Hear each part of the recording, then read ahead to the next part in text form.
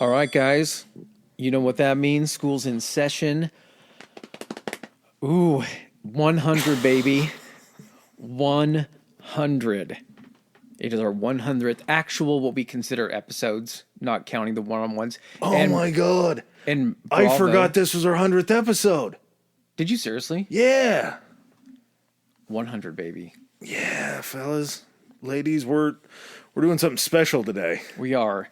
I feel like every so often we do hit like mainstream. I feel like our stuff is kind of anywhere and everywhere. Oh, yeah. But I think you got to hit. There are certain things that you have to hit to be, I think, considered a history podcast. We've been kind of dancing around some stuff.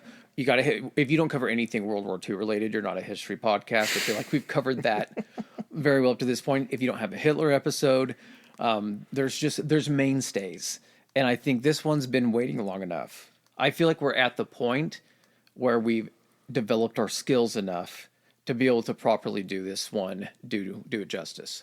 Beyond seeing the pyramids, I had no idea. Beyond our Alexandria episode, I really didn't quite understand how big. Like, I got that Egypt was a very big deal. Mm-hmm. Didn't realize that they were this big of a deal. That man over to the left of me, well, you probably can't see which direction he is sitting. This guy walks like an Egyptian. This man wouldn't be caught inside a pyramid, dead inside a pyramid, but he'd love to see one from the outside. He's the Brendan to my Fraser. We're talking Encino about Professor, Man? Huh? Encino Man? No, the Mummy. Oh, yeah, that's right.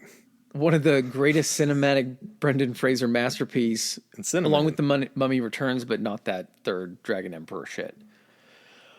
Guys, the Great Pyramids. The research on this has been outstanding.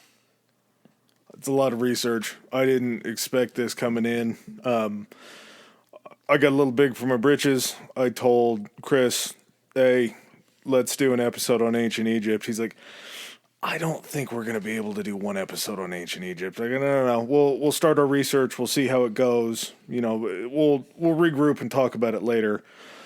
I think it was like a day or two later, I come to Chris. I'm like, hey, man, this is an issue. little too much history. Hey, yeah, so this has more stuff than I anticipated. Yeah, why wouldn't a 4,000-year-old civilization have a little bit to talk about? And really 4,000 years that we know about. Like 4,000 sort of documented years. There's shit that we know about beforehand that happened before we got documents. And, I mean, the civilization's crazy long. Well, I'm not going to lie to you. I got into the research, and it wasn't long. It was a matter of hours before, like, the rabbit hole of the pyramids just, like, sucked me in. And at that point, you then text, like, the next day, because I had been just doing pyramid research at that point. And I was like, I'll come back to the other stuff. This is obviously a big cornerstone of what we're going to be talking about, or what I think we would talk about for ancient Egypt. And then you text me, and you're like, hey, this is too big. I was like, yeah, it is, you think? And we decided to kind of pivot a little bit and do essentially an episode on the Great Pyramids, but you got to set the stage for this. It can't just be talked about, you know, this is how they got built and everything. You have to find out how this civilization got to the point. And that's what we're going to do. We're going to take the soup to nuts. The Old Kingdom of the Old Kingdom. The Old Kingdom. There's multiple dynastic periods. There's a pre-dynastic period. There's the Old Kingdom. There's things called intermediate periods where shit goes real south and Egypt kind of pulls apart from each other. Yeah. You're going to have the Middle Centuries, the Middle Kingdom, the Late Kingdom. I don't know what the 31 last dynasties. The New Kingdom, maybe. Yeah, 31. It's like a fucking album. Yeah. It's a band that does just the exact same theme. It's like Boston, how they always did the spaceship theme and everything. I would say the Beatles, because it looked like a lot of their kings had the Beatles haircut. That is true. All right, guys, we're not going to go ahead and keep you waiting any longer. We're jumping into the episode. Oh. Yeah, a little before our 100th episode, but since this is our 100th episode, just want to mention ratings, reviews, subscriptions. We love 5 stars. Good reviews are always a mood booster for us. Also, we are on YouTube now. No video format yet. It's just going to be the tag picture for the episode. But if you want to put it on like a TV or anything, walk around the house, listen to it, it makes it a lot easier. We're on YouTube. I think it's called YouTube Music now. Nice. It's their program too. So if you're looking for, a different way to listen to us, you really like YouTube, you already have that service. We're on there now. Yeah, guys, love the 5-star ratings. What that allows us to do, you can probably already hear that we have captured ourselves a sponsor. But yeah, those allow us to essentially attract more people, kind of up the production value of this thing, hopefully offer a video companion that would be fucking awesome for us to do. But yeah, those reviews and everything like that, they really help us on our way. So send those in when you can, and we're getting into the pyramids.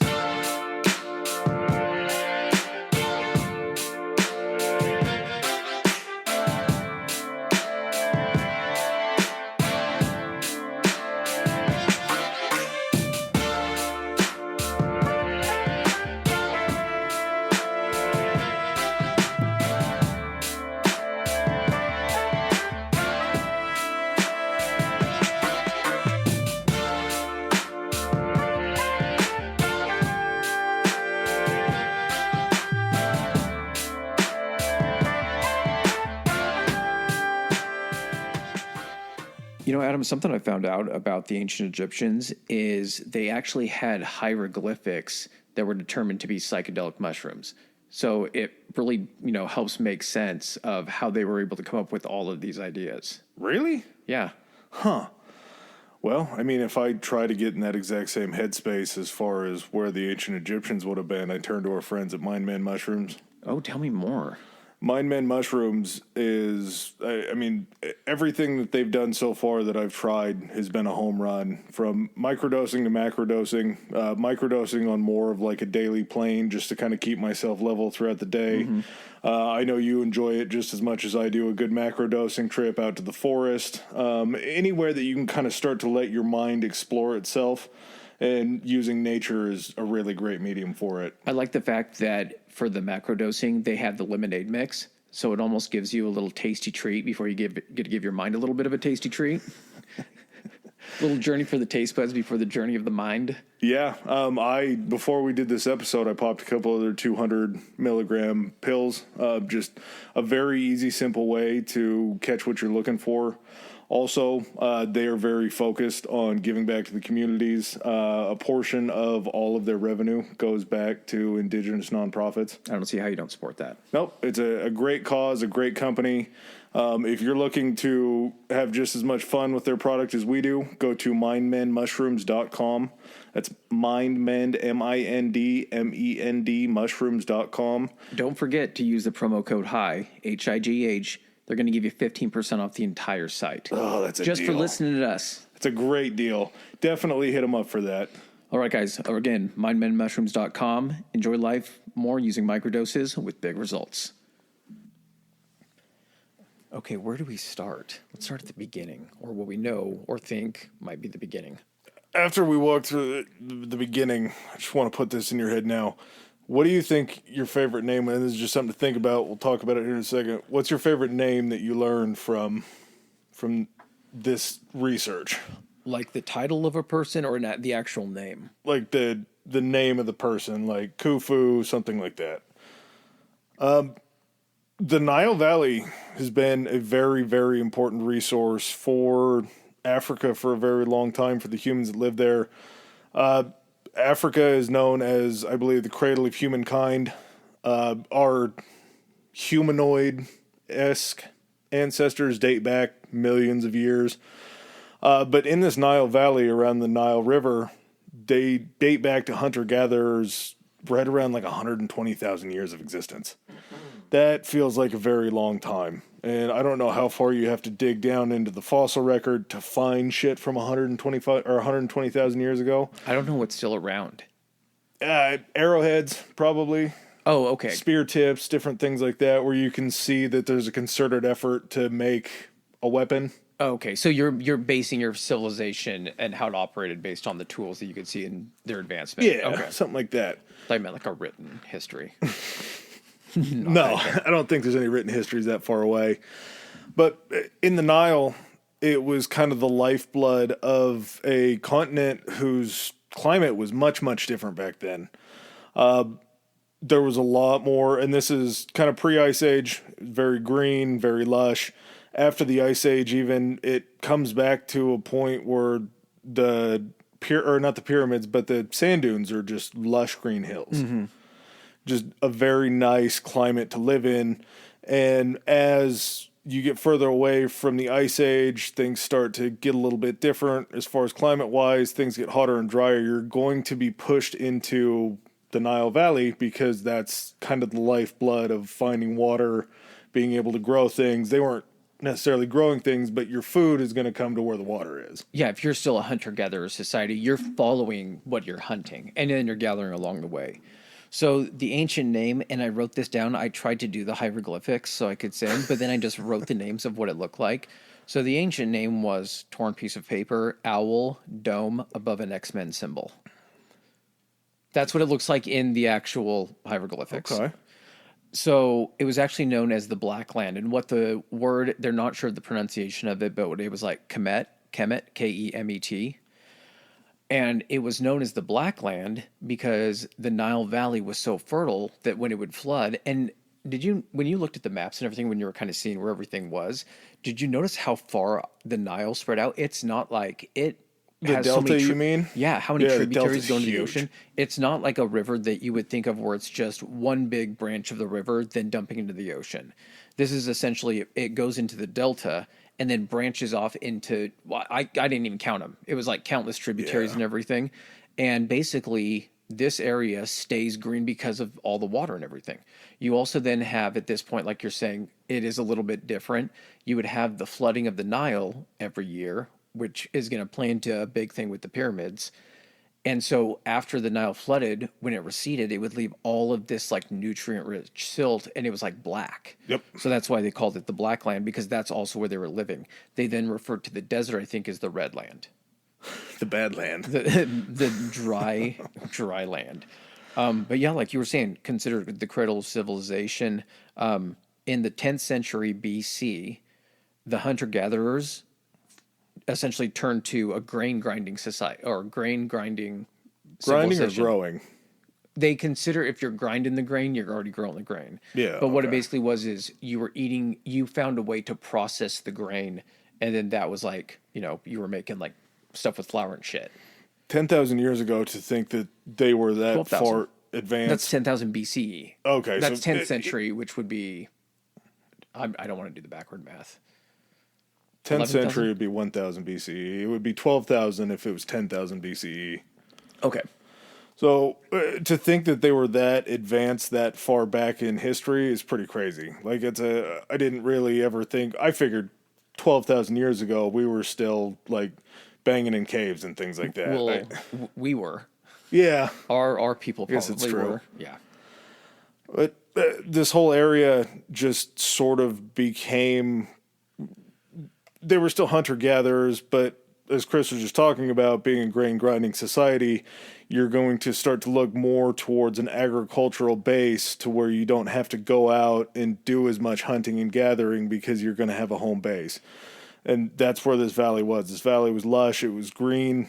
It was getting worse. It was getting drier, but you were able to kind of form a society in these little villages, I would say, along the Nile.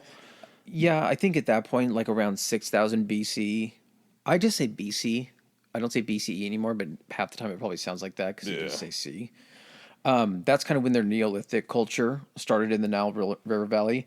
And so that's basically like the later part of what would be considered the Stone Age, when you would have like stone weapons and everything. So they find out that even though maybe the area is shrinking a little bit, that's what's just going to force them to have this area that's going to stay fertile and lush and everything that they can survive in. To congregate in. So there was the culture. Did you get to, how far down do you have the Badarians? The Badarians were further out than that, weren't they? The Badarians were like... Well, you get the Badarians and later what's called the Naqada, Naqada. And those basically were like the precursors to the start of the Egyptian dynasties. Like the start of what they considered unified Egypt and like the Old Kingdom. The setup of Egypt is something that I understand it fully. This goes into how the Nile River is. I understand it fully. I don't fucking get it. So basically, the Nile, they think that the Nile's main feeder is from Lake Victoria. Yes. Lake Victoria is going to be in the middle of Africa. If the Lake Victoria is the feeder, that means that the river will be traveling north on a map. But since the tectonic plates have shifted and that's a higher elevation, the river will flow north on a map and flow what looks to be straight up on a map. But since it's a higher plane, it's going to be flowing that direction. So it throws you off when you look at a map because it's pointing up, and you think because you're looking at an up to down thing, all river. So all rivers should essentially be running north to south. Yep. The Mississippi River has it. Mississippi River has Wherever it you're figured standing, out. it's always flat, man. It's just the highest point. It's so weird to me to think about. One of the podcasts I was listening to doing research on it actually said upriver when they're talking about it. I'm like, no, it wasn't. Like, it's not upriver. Because then that makes it seem like... Upriver's headed back to Victoria. Upriver is essentially heading down on a globe or on a map, how you want to look at it, yeah. And that's the way that they looked at it, too. Upper Egypt is considered the south of Egypt towards Lake Victoria in the Nile River area. While Lower Egypt will be north on a map, but it's actually the delta region where the water dumps out into the just follow the water. It's lower. It has to be lower because of the Mediterranean. So it's, the ocean's higher on the map, though, so I would think it would drain down. Does it freak you out when they actually turn the map for you for the image that you're looking and it flows and you're like, this is upside down? Yeah, so much. I don't like it. So you get the first unified kingdom by a guy named King Menes, and that's around like 3150 BC. King Menes or King Normer. I think Menes was the Greek. Okay. I think that was the Greek name for it. I had King Normer. It's what I heard and read a couple different places, but I think they were the same person. Let's go with that. There's so many people in this that, depending on who you listen to or what historian or what Egyptologist, there's going to be different names for everything. It's because it's 5,000 years ago, man. It's still so much of this. We had this conversation 10 minutes before we started recording. So much of this is knowing statistical stuff. But then when it comes down to how stuff happened or when it happened, it's all just people going, I think. And based on this and based on this. But there's no hard evidence that can fully convince you. There's always seeds of doubt. Well, and the evidence that they're going off of could be like one document that's in one town or area, and then another document that's in another area. There's not like concrete evidence that this was beyond just their writing. If you're the king and you unify everything, that next king is going to look at the story and those documents and be like, or maybe I did that. And in a few generations, then it's me who was the first unifier. So take it with a grain of salt on who might have been the first, or like you said, they might have just been the same guy and were explaining nothing. So 3150 BC. So the time of the Old Kingdom is going to be between 2700 and 2200 BCE. So you have a period of what? That's 4,800 years? Yeah. No, not 4,000. Sorry, 400. Jesus, 480 years. And that's going to be essentially known as, dun, dun, dun, the Age of Pyramids. Pyramids, early Egyptian thing. After a certain point, when this whole period of Age of Pyramids went down, not a lot of building those. Maybe some small ones that aren't really known, but this is the time when they were going big. The big boys. This is where the big boys played for sure. So the guy that you're talking about, Menes, Normer, whatever his name was considered the first king to unite the upper and lower parts of Egypt and create this early dynastic period that started around 3000 BCE. He was the one who kind of planned out that Memphis, which is, I think, closer to the northern lower part of Egypt than it is from the actual, by the Nile is in the upper part of Egypt in the south. Okay. I think he said... You're confusing north and... Just consider it just say the Nile Delta area. Okay, and the river. Yep. Yeah, that's probably the smartest way to do it. But the Delta was something that was going to be more important because you could get away with more in the Delta. With more water and more resources up there, you could kind of be able to build a better society. That's where the majority of your agriculture is coming from. So you're going to be able to you're going to want to keep an eye on that area so you're able to make sure that everybody's fed. They had some pretty crazy ways to navigate the Nile as far as for farming, different things like that. They would cut off, build canals, different things to irrigate farms. Oh, I lost my train of thought. Irrigate farms. Yeah, That's why they moved them up to the Nile Delta. Because, they had something called Nileometers. Did you read about those? No. So Nileometers would be pits that they would dig down into the ground, and as the Nile River would flood, they would see how far they would fill up. Like as you would go up, so you would know, like, I have 4 meters of water, I have 5 meters of water from the flooding and all that. And as the water receded, the ones that were full going up, they would know how much the flow was going to be, so they could know how much to plant because they were going to have a better water year or a worse water year. It's pretty smart. Yeah. So I thought you were going to say something like, they put sticks in there so they knew not to build their houses within the sticks because the shit was going to get flooded. Also not a bad idea. Maybe they did that too. But their whole lifeblood was this Nile River because the conditions had gotten worse. They had gotten hotter. Everything was a lot more arid and dry. The sand was blowing in pretty frequently. There's some things that I had read about after the Old Kingdom. They were having troubles because the sand dunes were actually moving closer to the cities because the wind was blowing them closer, which that's scary to think, like, oh shit, that sand dune looks closer than it did last year. Like Mother Nature's coming in. Yeah. They're coming in to swallow you up. So they could control the agriculture from Memphis. Early trade routes were going to be established around that time into something called the Levant region, which is Western Asia on the Eastern Mediterranean. So they needed to launch boats because they were going to start crossing the Mediterranean to start trading. Well, you have, when you're kind of looking at how it's laid out, you have all the branches of the Nile Delta, but after they join together and form into the single Nile, Memphis is just going to be right on that route. Okay. But it's also going to be further up to the north to where that's actually what makes a lot of sense, because if traders are coming in, you want to catch them early, because if you're going to have to like charge them or do any of that kind of stuff or buy their goods, if you're way down south, all that stuff is already gone. You're losing out. They could just turn around and leave, and you would never know they were in your country. Yeah. You're not taxing them or having any type of trade. Yeah. Yeah, they literally just stop at the first town that they see and offload and get out without anything, or rob you.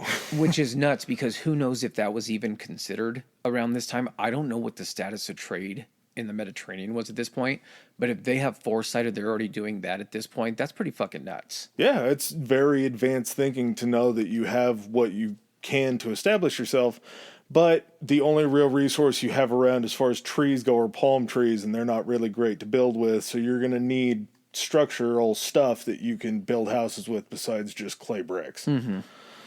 Yeah, kind of fast forwarding a lot, actually. 1799, there was something called the Rosetta Stone that was located by French soldiers that were sent down on a fact-finding mission from our friend Napoleon. We talked about that.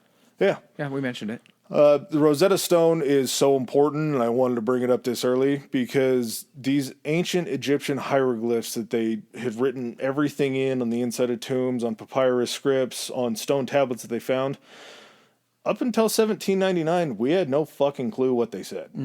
And even after that, it took a long time to figure out how to decipher it. And the Rosetta Stone was so important because on the Rosetta Stone, you had the ancient Egyptian hieroglyphs, you had Demotic script, and then you had Greek script. So all the same thing. Yeah, Yep. It was just translations into 3 different languages. So without finding that Rosetta Stone that now resides, I believe, in England, we'll talk about that a little bit later. British National Museum, where there's a lot of stuff. Yeah, but without that, I don't know how close we would have ever become to like breaking this hieroglyphic code. Well, you got to imagine before this, all the way up in, what was it, 1794 or 99? 1799. If there was anybody, and okay, so this was taken back by Napoleon. I wonder how it was found after that, like when the British came in and were able to acquire it. Because if you're just looking at that, do you think that's a priority at that point?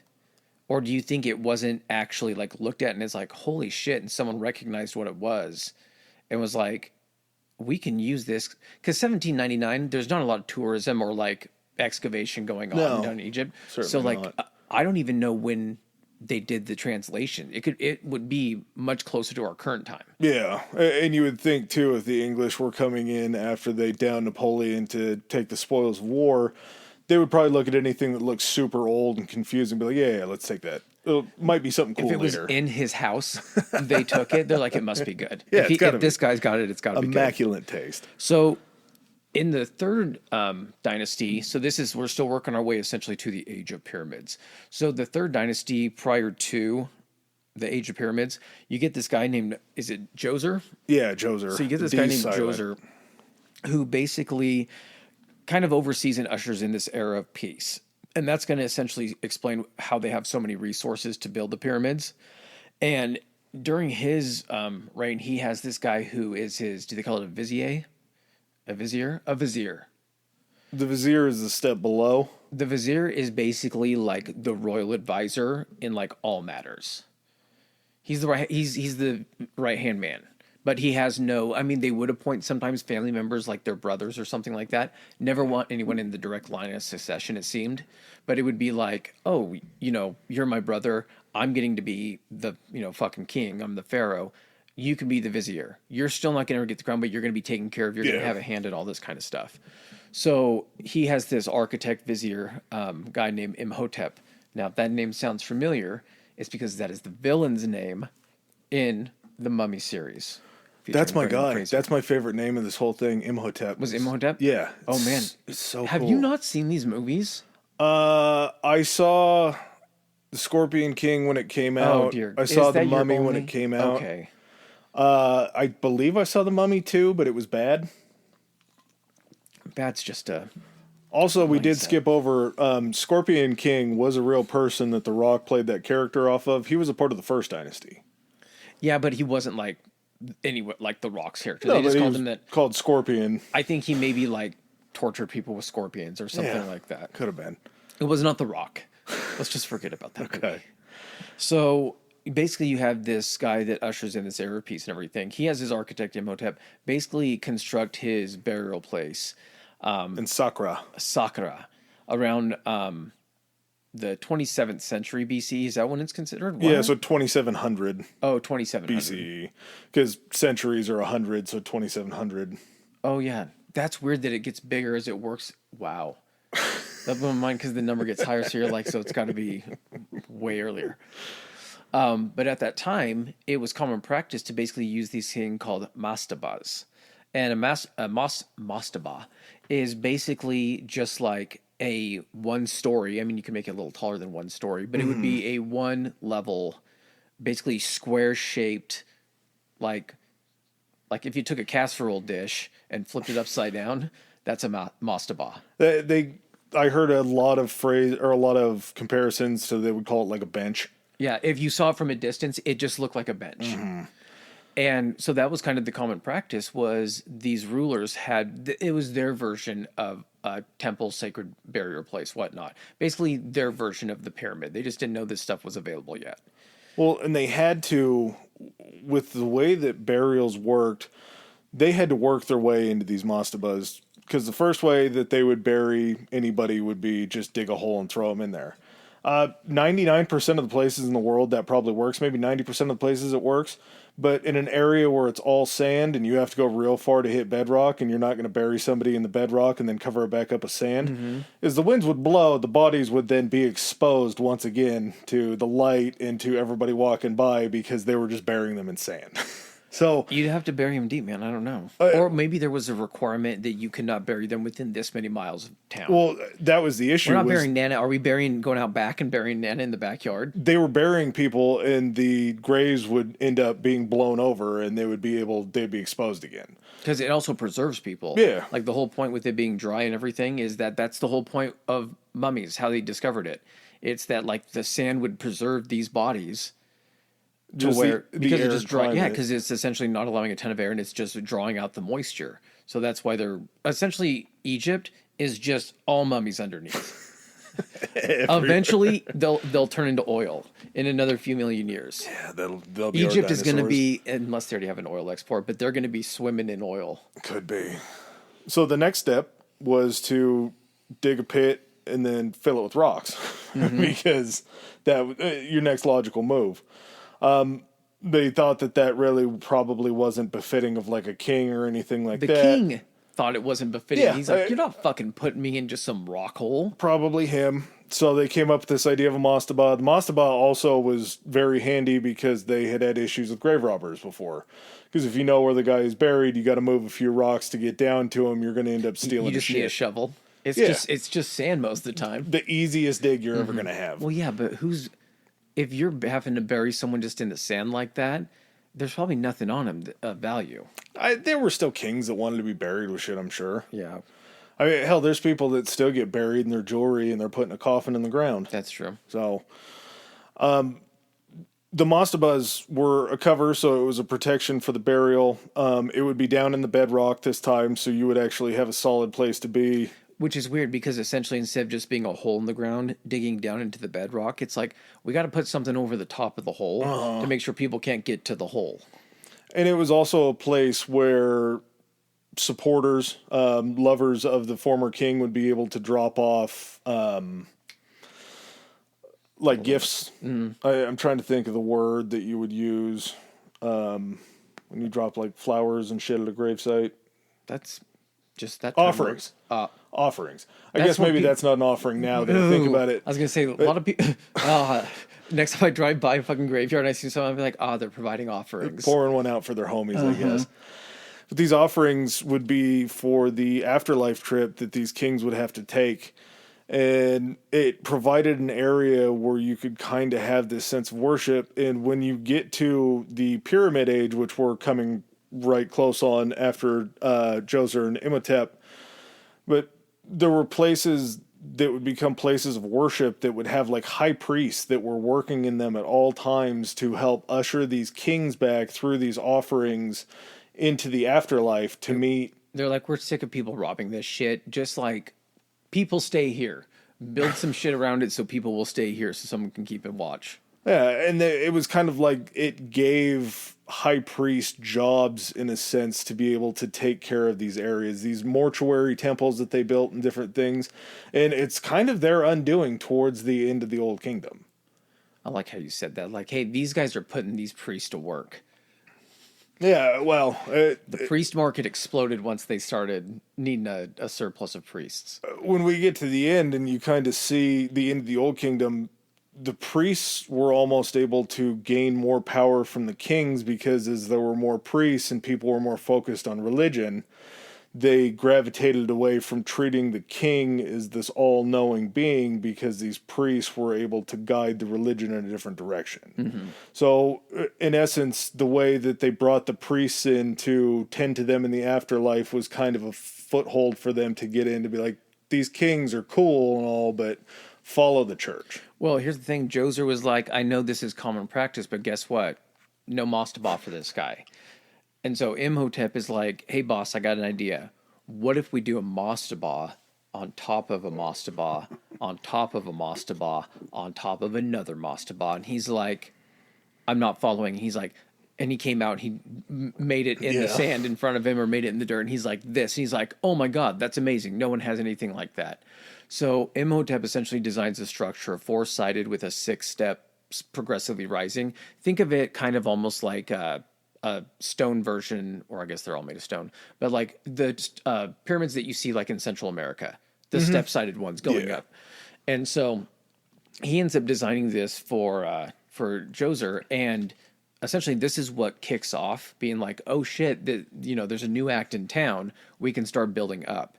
And they said that this also might have been, weirdly enough, like a religious or ideological like shift about, instead of wanting to be buried underground, like way in the ground and lower, that they wanted to start building monuments that got them closer to the gods or closer to the sky, and that they felt like where they were buried, because I guess they inhabit that area, their spirits live within that area, that they would be able to travel up into like the heavens if it was high enough. Yeah, at this point they believed it was kind of like a stairway to heaven. Actually, not quite at this point because Djoser is still his burial chamber is still underground, so it's still under the mastaba. No, no, no. What I'm saying is, even though it's under, because that comes into play when they're building some of the later pyramids, it's down underground.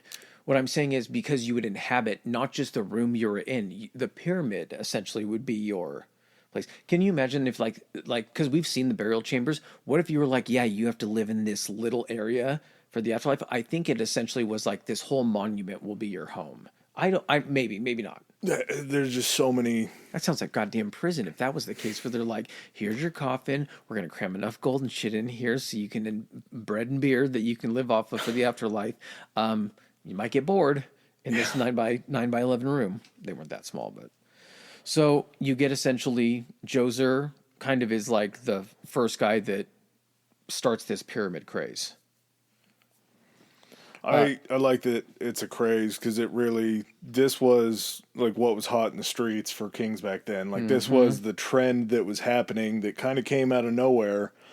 And for reasons that we don't really understand besides like, hey, I want my shit to be grander than my grandfather's and my father's before him. And Well, technically, they were viewed as well. It wasn't gods because they had their gods like Horus, Osiris, all those guys like Ra and all that stuff, but they were viewed essentially as divine in the form of like demigods, more like a Hercules type thing, that kind of status for like mythology. But because they were considered that way, it was like you saw the temples for the gods and everything. These people being demigods and rulers sent down would have to have these grand, even more, grander and grander and grander burial chambers, which is nuts. Instead of being like, design me this as my fucking palace. yeah, This is where I want to rule from. It's more like, no.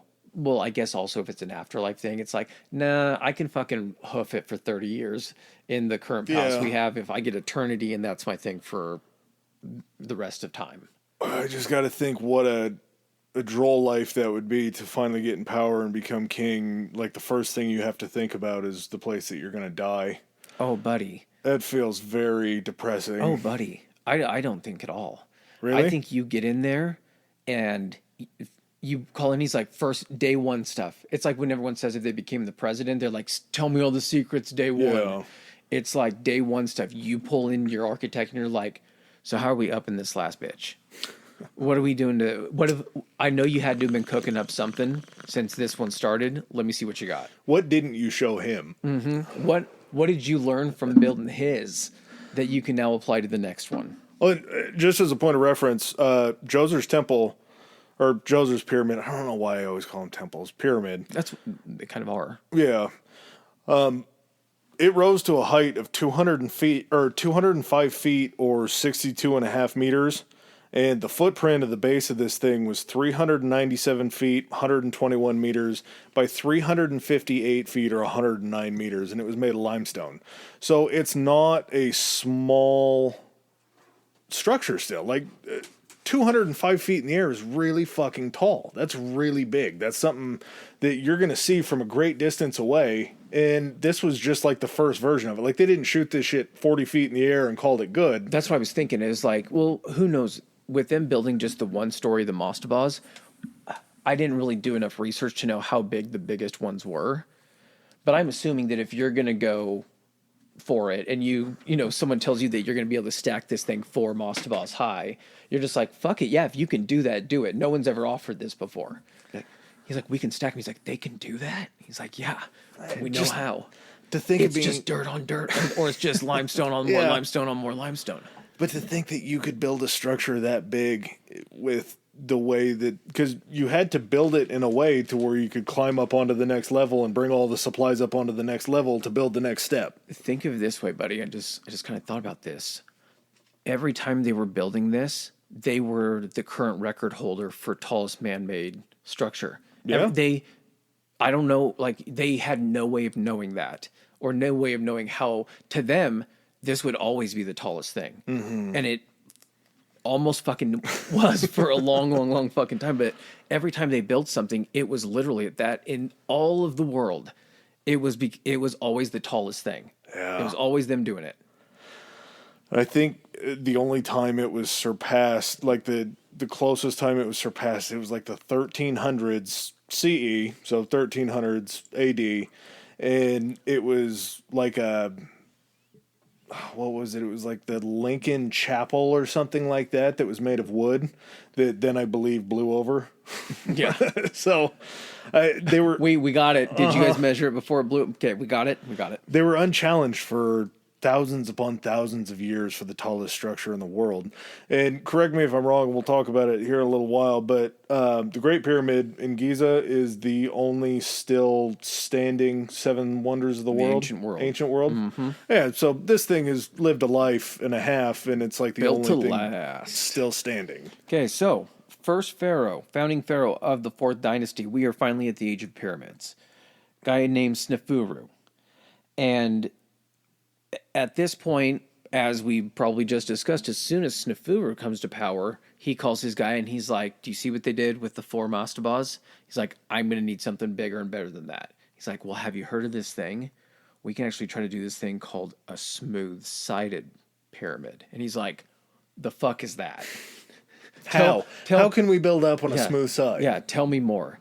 And so he was actually the first guy to do his initial one was actually, was it the Medum? Mm-hmm. Yeah. Yeah, this is where things get very tough for me. We talked about it a little bit before the podcast. I like giving you guys the most accurate information possible.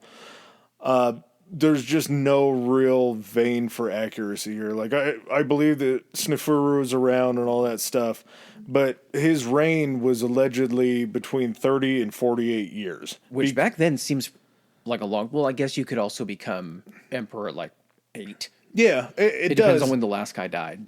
But the variance of being like, well, he reigned for 30 years or he reigned for 48 years... The man built 3 pyramids. That's what makes it more impressive. I think you maybe save that part for the end. Be like, and then he did it all in 30 to 48 years. Yeah, but that's 18 years of variance of how long his reign could have been. Mm-hmm. Like, that's a whole... Building 3 pyramids in 30 years, if you're on the low end, that to me sounds outrageous and insane. Mm-hmm. 48 years, it still sounds crazy, but it's almost more doable. So they start out by building this thing. It's the Median Pyramid, and basically they just try to almost make a spire. Like they don't mess around with like the traditional what you would consider the pyramid structure now. They try to build it like up very, very steep, and unfortunately, it did work out for a little bit, right? Well, their plan was to build it in 3 phases. First phase was going to be to build not necessarily like a mastaba because these were like. To me, it looks like it's 2 chunks, mm-hmm. and it's just like one top of a house sitting on another top of a house. Mm-hmm. And then the second phase was going to bring the smooth sides down like you're talking about with the white limestone. And so that was going to be the second phase of it. After they did that, they realized that the footing wasn't very good, and they had kind of thrown it together helter-skelter as far as like where they were lining things up. Their joints weren't always so tight between these stones, and it suffered a partial collapse. So its height now is 213 feet or 65 meters. It would have been, prior to the collapse, 301 feet or 91 meters. So that's a pretty big collapse. When I look at it, if you guys have the option to do that, pull it up. It's MEIDUM pyramid. It looks like they have like a solid core, and then it was like ice cream built up in a pyramid around it, and then someone just held a blowtorch to it, and everything just melted, and all that was left was a core, and then just stuff that like had settled near the bottom. And they had built it on sand. Any structure that's this big to be built on sand always seems very silly. I don't know if it was a Mormon thing, but we always had this song in primary called The Wise Man and the Foolish Man, where they built their house upon the sand or they built their house upon a rock. You're looking at me like, no. Is any of this registering for you? Okay, so yeah, it's probably a weird Mormon thing. But it's foolish to build your house on sand because you need a solid structure and a base to be able to carry all the weight. You could have just said it was a story about not building houses on. I would have got the metaphor. Well, and the message. There's hand signs that you did with it. Ooh, okay. Yeah, it was pretty cool. I was like 6. Well, and here's the thing too. So you build it on sand. anything shifts at all, it's going to essentially shake, or just one side's going to start falling off. It's going to throw it off kilter. Can you imagine being the guy that after it collapses and they find out it's not going to work out, having to walk into Snafu's office to be like, bad news, boss. The pyramid, it kind of collapsed. Lost 100 feet on that bitch today. Mm-hmm. So they decide, what's he going to do? Okay, fuck it. Don't even do anything. Just, I guess, leave it. I mean, I'm sure they took blocks and stuff from that one to the other one, but how much of it is left today? They didn't take all of it. No. So he was just like, start work on the next one. Don't worry about that one. They learned that they can't build up like that, so they had to reduce, essentially, build the base out bigger, and then have the slope be more gradual. You would think that they would have learned that the slope was a very important thing, right? They altered it. They just didn't alter it enough, because then you get what's called the bent pyramid. And this one is still in like remarkably good condition. On the outside. On the outside. It even has, man, I wish the Great Pyramid saw this. The bent pyramid still has a lot of the limestone exterior on it. I mean, it's nowhere near, good enough to appreciate what it would look like brand new. But if you're looking at it, you can actually see how it's hard to look at the Great Pyramid with all of the like jaggedness to it and everything being in the pyramid shape and imagine what it was like when it was seriously white and gleaming in the sunlight because it was polished and the edges looked like razors because everything was just so tight on it. Yeah. You look at it now and you're just like, well, first of all, it's that faded limestone color. It's like, that's not at all what it looked like when it was completed. You look at the bent pyramid that has like a large side of it still has that on it. You could almost kind of then build it in your head and being like, I see how they made it smooth. Yeah. Yeah, the bent pyramid to me is such an optical illusion that it throws me through a loop. It kind of looks like a nipple. It looks a little bit like a nipple with the way that it's built. But the reason that it's called the bent pyramid is because this was the second attempt that they had. They had moved to a place called Dashur that was south of where present-day Cairo is. Like 25 miles south. 25 miles south. And this guy was big, 344 feet or 104 meters. Its base was 621 feet and 189 meters. No, so it was, so it had 621 foot sides and it was 344 feet high. Yeah, that's what I just said.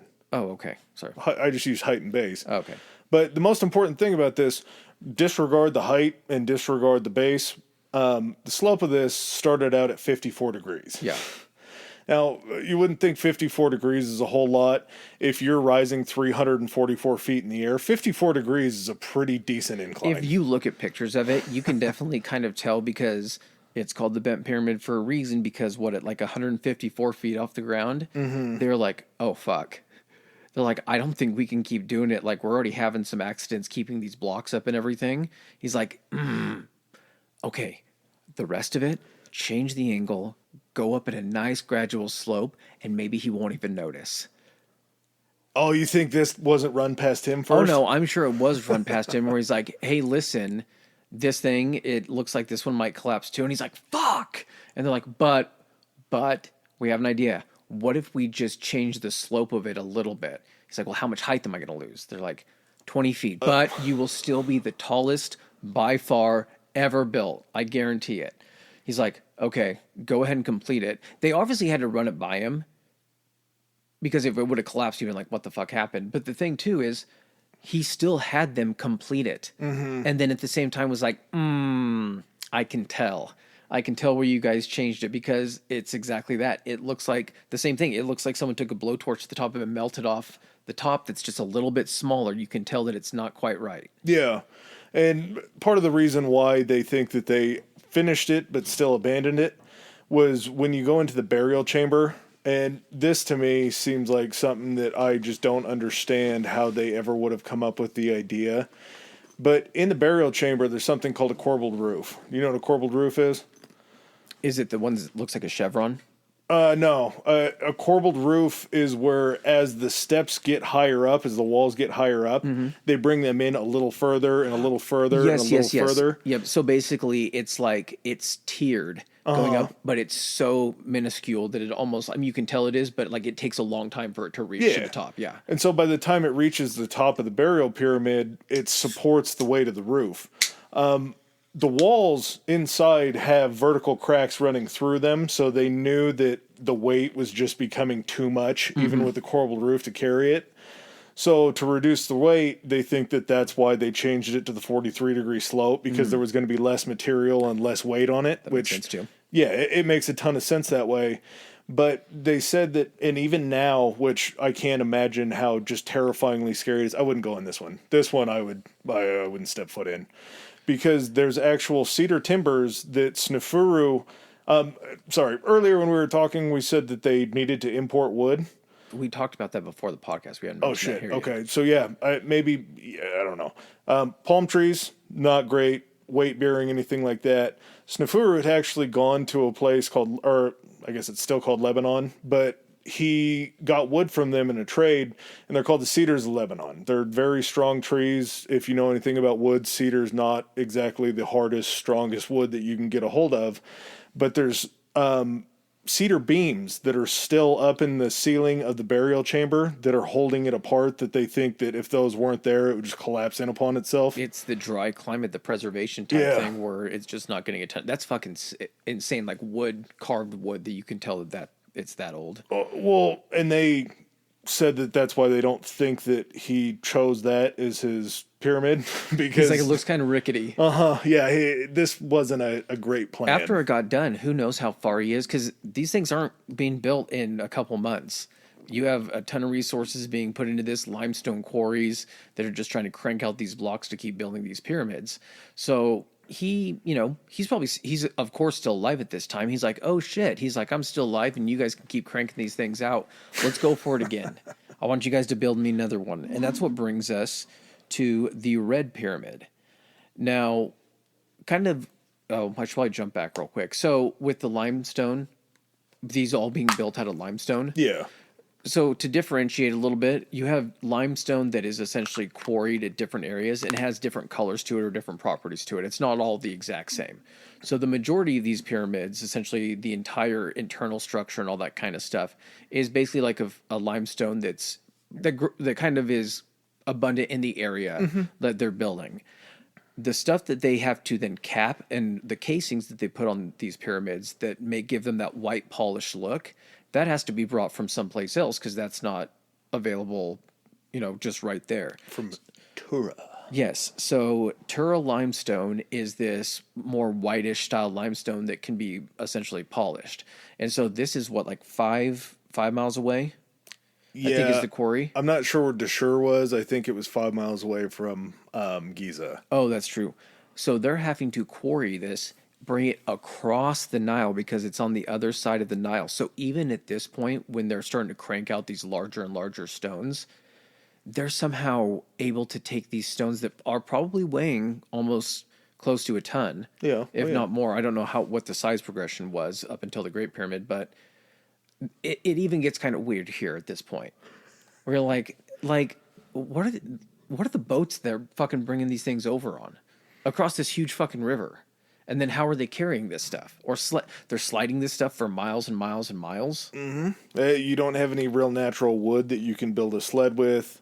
You're probably building boats upon bundles of hollow reeds that are going to float and be buoyant. They basically look like, the way when I was looking at the boats, it looks like someone made 2 big reed canoes. Yeah. And then basically like a catamaran. Mm-hmm. It's basically what it is. Well, and travel up the Nile was a little bit tricky, but the prevailing winds head down towards Lake Victoria, so what would be upstream but headed south. Yeah, downstream is heading toward the Mediterranean. Yeah, so you could use a sail, and a sail would carry you inland further down the Nile south, and then if you had to go back up north towards the delta, all you'd have to do is drop the sail and just go with the flow of the river. I know, but what I'm saying is they're already fucking sailors, technically. They are, but you have to be able to put a sail if you're ever going back upriver. And if you have these giant-ass blocks of limestone, you're probably not going to have a lot of room for a sail, or a sail big enough to carry that much weight. I don't think they have to go up. I think all of this was always coming down river from Tura. I think that's also one of the reasons that they kind of had to do that. Okay. Because to bring that, there's no possible way in hell that there would be wind that could push these boats getting these stones up the fucking river. That's too much. We're gonna get into some crazy shit, but that's actually too much. You don't think they were sending them back upriver for modifications? No. So no, if they fucked up a stone and it couldn't be fixed on site, it's like fucking send another one. You're not getting this shit back. We'll use it for something else. So the Red Pyramid, that was in Dashur, and that was part of the Dashur necropolis. Necropolis is such a fucking cool word. When the Greeks were using it, it's like the area of the dead. Yeah, it's scary to me. Necropolis sounds like a confusing version of like a graveyard, which I guess it is. Now, the Red Pyramid is still the third largest, and it's the first successful smooth side pyramid. So they finally crack the nut. They get the angle that they need to. They're able to go ahead and do the whole thing. And they built it just a half a mile north of the Bent Pyramid. Do you think they did that and is like, see that one? We almost had it on that one. Close. But see this one. Yeah, I was going to say too, along with the Red Pyramid, I'm sure you'll explain why they call it the Red Pyramid here in a little bit. Height, as you said, third largest, 344 feet tall, 105 meters, fucking huge. The base was actually square all the way around on this one at 722 feet or 220 meters. Most important part of this, just like the most important part of the Bent Pyramid, they started out with a 45-degree incline. So they had realized from the Bent Pyramid's second attempt, the 43-degree angle, the 43-degree Oh, it's slope. 43. Yeah. Oh, I thought you said 45. No, so 43 degrees. We got to get these numbers right, man. Yeah, it's very important. But, I mean, they realized 54 wasn't going to work, so they weren't going to make a bigger version of something that was going to fail. So 43 would work for the rest of the Bent Pyramid. Let's just run with that number. This one took 10 to 17. There's some, I know it's a wide range, but again, we don't have a lot of like concrete information. So some people are like, it took 10 years to build. Some people are like, it took 17. So 10 to 17 years is what I'm going with. And this ended up being Snefuru's tomb. So this is the one he's like, you know what? You did it. Great job, guys. And the reason it was called the Red Pyramid, it was made from red limestone, which, looking at the current pyramids, that kind of looks like red limestone as well. But then they just put on the more white limestone for the cap or for the casing. And then as time went on, yeah, and other people visited the pyramids, had a lot of early visitors. A lot of early visitors. They realized that this really beautiful white Tour limestone would make great buildings. Yeah. And so they stripped it off, exposing this red limestone below. There's and blocks right here. Why do we got to walk 5 miles? There's a whole fucking mountain of blocks right there we can use. Fuck that, 5 miles. It's right here. Let's just climb this bitch. Well, another kind of new thing with the Red Pyramid is this is when you get the concept of multiple chambers. And above ground. Yeah. So I guess above ground it would have been the first, the medium, and then the Bent Pyramid. So this would have been the third iteration of above ground. Correct. And you get closer to heaven. Yes. And so you get the first chamber that's 40 feet high, with 40-foot high ceilings. Then you get the second chamber that again has 40-foot high ceilings, which if you're thinking about it, you're walking into a giant stone structure, like that's pretty big, 40 feet. That's looking from ground level up to the roof of a 4-story building. Buddy, this gives me anxiety even thinking about having that much weight on top of it. And again, this one had a corbelled roof, so it was correct to be built up on the corbels to hold that much pressure. But to know there's that much rock above you and to look up and see a ceiling that high. Today's the day that it all comes crashing down. It's an uncomfortable feeling. But yeah, like you said I would literally be walking with you through that and been like, Adam, this thing's been, up for thousands and thousands of years. Which means that it's probably due at any point to deteriorate right on top of us. And I would ask you if you heard that crack, and you'd be like, yeah, dude, you stepped on a rock. I've been listening to cracks the entire time we've been walking through. I just thought these things are like an old house. They just make noises. But yeah, like you were talking about, the second chamber. The second chamber is something that's completely new. They considered it, I think they said a queen's chamber, or was that one a queen's chamber, or did they think that this was the thief-proof? I don't know if it was kind of a combination of both of them. I think they just kind of got the impression that like the most opulent or the largest or highest chamber was going to be the king's. And then if they were thinking about it, it was probably just because, again, we don't know a lot of this shit because there's never been a mummy recovered inside one of these pyramids or tombs. Let that fucking sink in. There has never been one recovered, which means that they've been grave robbed in the past. Again, 4,000 years, that's a lot of fucking time. These things have all been grave robbed. So when they first came into most of these tombs, if the only thing left was all the stuff that was like, it was basically like, if it ain't nailed down, grab it. The only things that are left in there is stuff that was too large or too heavy to carry. I think the only thing of real substance that they found in this red pyramid was they found a foot. And they don't know if it was Sneferu's foot or not. But that was like the only evidence of a person being in the sarcophagus, because there was a sarcophagus. And that foot is in the British National Museum. There's a great chance it is. So, Snefuru, his kid coming up, taking over as the new pharaoh, we got Khufu. And first day Khufu's in office. What do you think happens? I don't know if... I heard a couple different versions of, they think that Snefuru maybe had died before the completion of the Red Pyramid, and then Khufu might have finished that one up before he moved on to his. Yeah, I think that's what it was. Okay. Which makes sense, man. He built the first one. How long did that take? It collapses. They build the bent pyramids, which could take between, again, 10 and 17 years. He reigned from 3 to 48. Each one of these are taking a ton of time. So it stands to reason that the bigger it is and the more, luxurious it is, the longer it's going to take. So there's a chance that it wasn't finished, and it sounds like, yeah, just fucking finish it.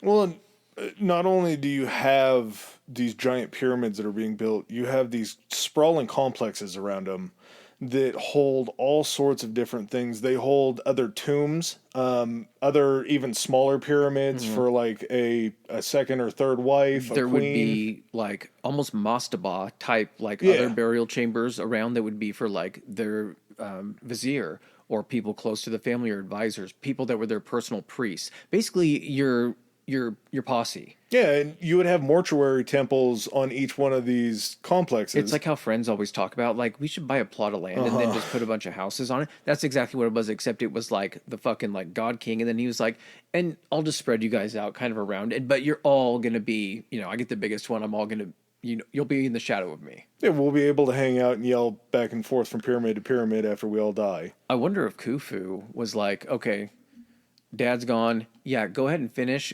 Let them keep working on this. They need to keep their skills sharp because I'm going to be putting them to work real soon. I need the surveyors to go out and find me a spot because we're going bigger. All your guys' surveyors are done over there. You're just on the finish up. I need the surveyors now. This whole idea can really... we haven't talked about it yet because I think it's something that we're pretty close to completely in agreement on. But I don't think the experts and the Egyptologists are completely sold on this. But the only way that you're able to build anything this big is if you have a massive workforce. Now, a lot of what people hear, kind of the generally accepted idea nowadays, is that no slave labor was used to build these pyramids. No animals were harmed in the making of this. Yeah. And... it's one of those things where it kind of shocks you because you always hear the stories of like the Israelites being enslaved and working on these things. The Israelites don't come in till like, I think it's Ramses, which I think is like 1000 BCE, something like that. That's like 17th Dynasty? Yeah, so way, way, way further down the line. You want to know how I know that? How? I was looking through pictures on my phone today, and I went to, down in Houston, I went to the National History Museum there. Oh, and really? they had an Egyptian exhibit, and I was looking through all the pictures just to kind of give myself an idea of, like, remind yourself what they're capable of. Because they had literally, like, statues and jewelry, and they had a recreation of the entire King Tut sarcophagus, like the 7-layer, it's like 7-layer dip of sarcophagus. Yeah. And all that shit. And it was just, like, looking at all that, it's like... it's so elaborate, and it just looks like, if it looks like as good as it did then, or when I saw it, imagine when it was new. Break your brain. Yeah. You'd never seen anything like that before. So the generally accepted theory now is that no slave labor was used to build any of these pyramids, and the way that they would get away with it, the way they get away with it, the explanation was that, there's always going to be an off season to agriculture and growing in Egypt because there's just a time when the river floods. And when the river floods the fields, you can't plant anything, you can't do anything. So you need those people to be still working, to still keep busy, but you also have these public works projects. And clearly, if you're building this many pyramids, you're probably doing pretty well. There hasn't been war in a while. You have a lot of money that's flowing into the city from your exports. So you have some money to build some cool municipal things. And you need a workforce. You're building these things even if you don't have money. I guess. Well, Pharaoh doesn't. I think the grandiosity, the large ones are because you have those resources. Because we'll see some later on that are much smaller. Yeah. Because I think the economy probably wasn't doing as well. You don't have to dance around this no slavery thing. There were slaves that built this thing. Both can be true. It can be the common thought when you first see this or when you hear watch a Charlton Heston movie or something like that.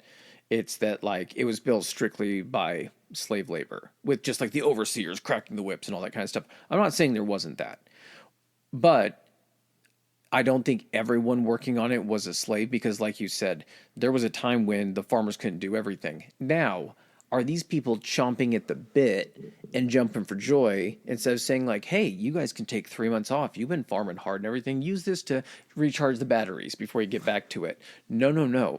It was, hey, guess what? You're going to come lug fucking stone for the next 3 to 4 months and build this rich guy's fucking death mansion. Yeah. But there is proof to the fact that these were not all enslaved people that work there. There's kind of like a dormitory that was found, I believe it was by the Great Pyramid, close to the Great Pyramid, where these people would stay.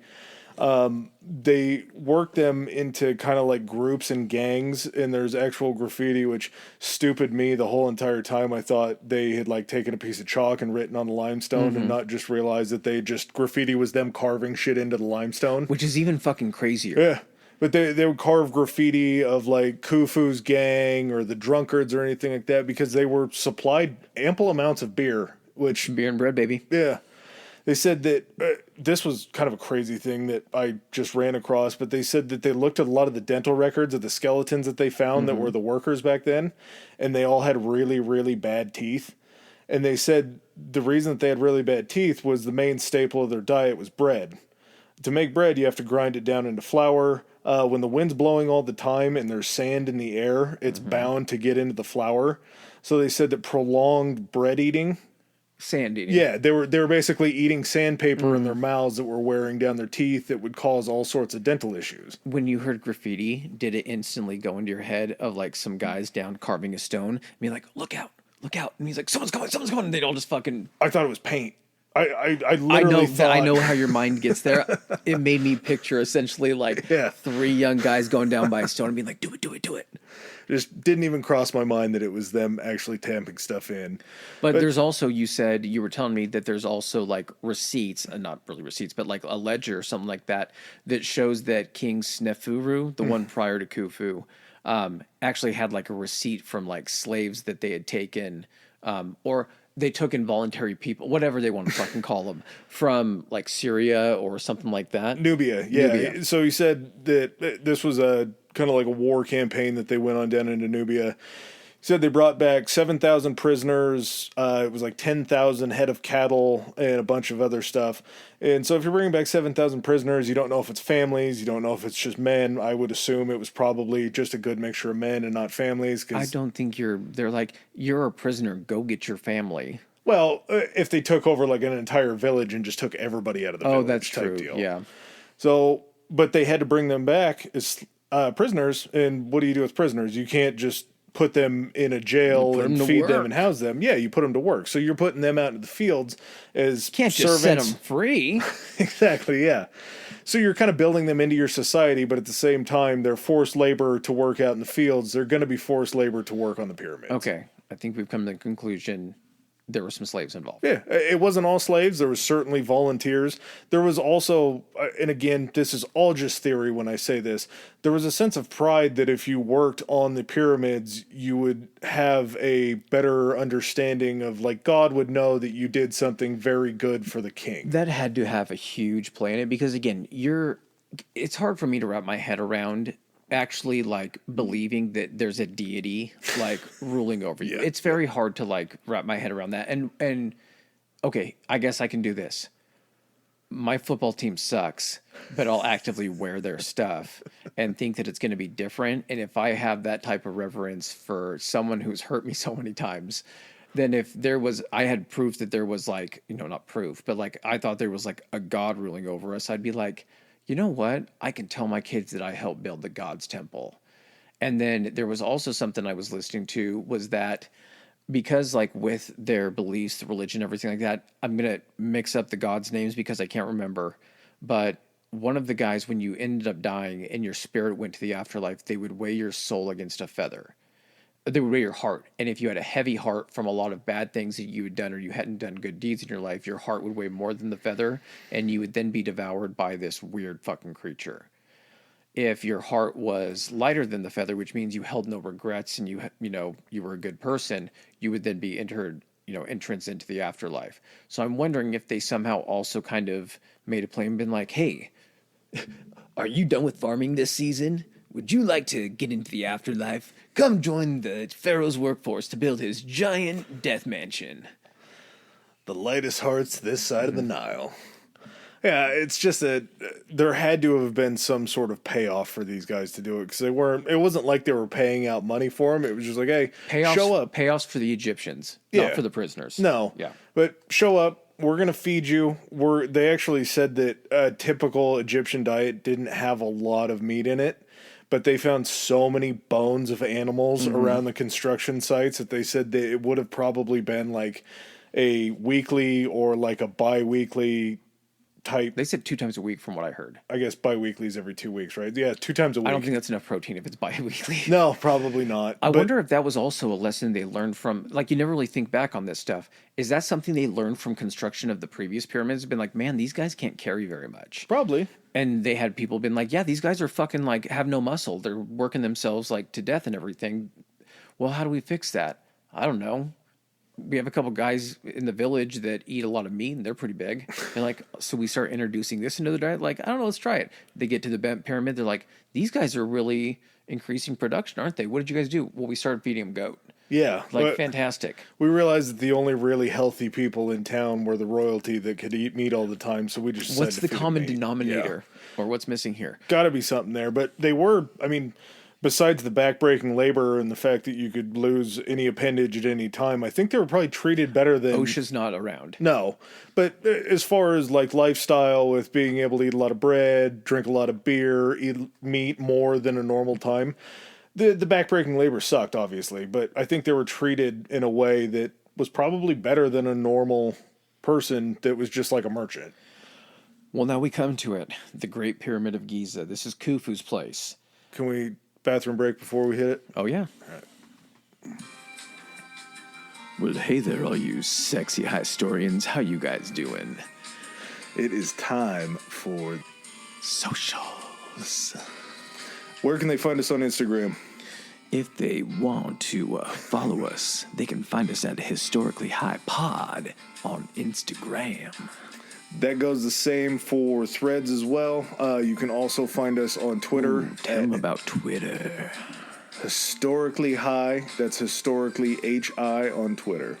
And if you want to email any of your comments or suggestions, where can they find us at, Adam? At Historically High Podcast at gmail.com. Gmail. All right, and back to the show. All right, the Great Pyramid. This is where it might get a little bit weird.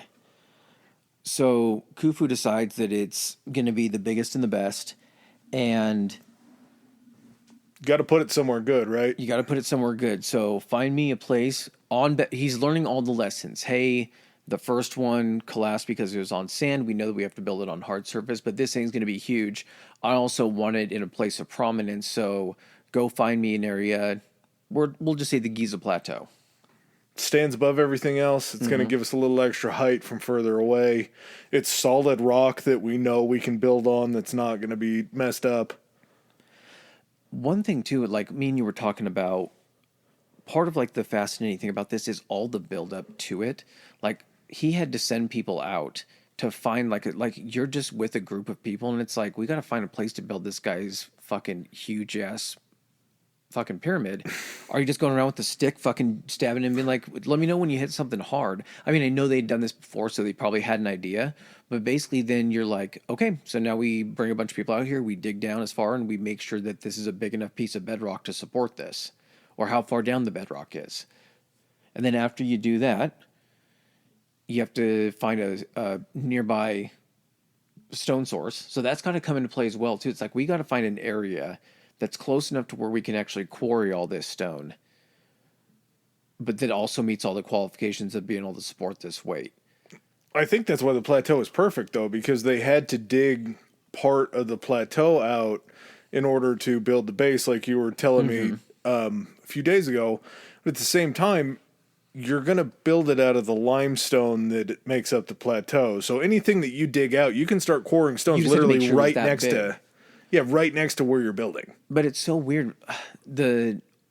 Whenever you like think of like Egypt and everything like that, because it doesn't look like a traditionally, it's weird to say, but when you see images of Egypt, how everything is like, it's no gleamy glass or anything like that. It's a city in the middle of the desert. And I know it has all the kind of, it has its problems and everything, but you just look at it and you're like, this is a city back in time. It just looks like a huge city. Am I right?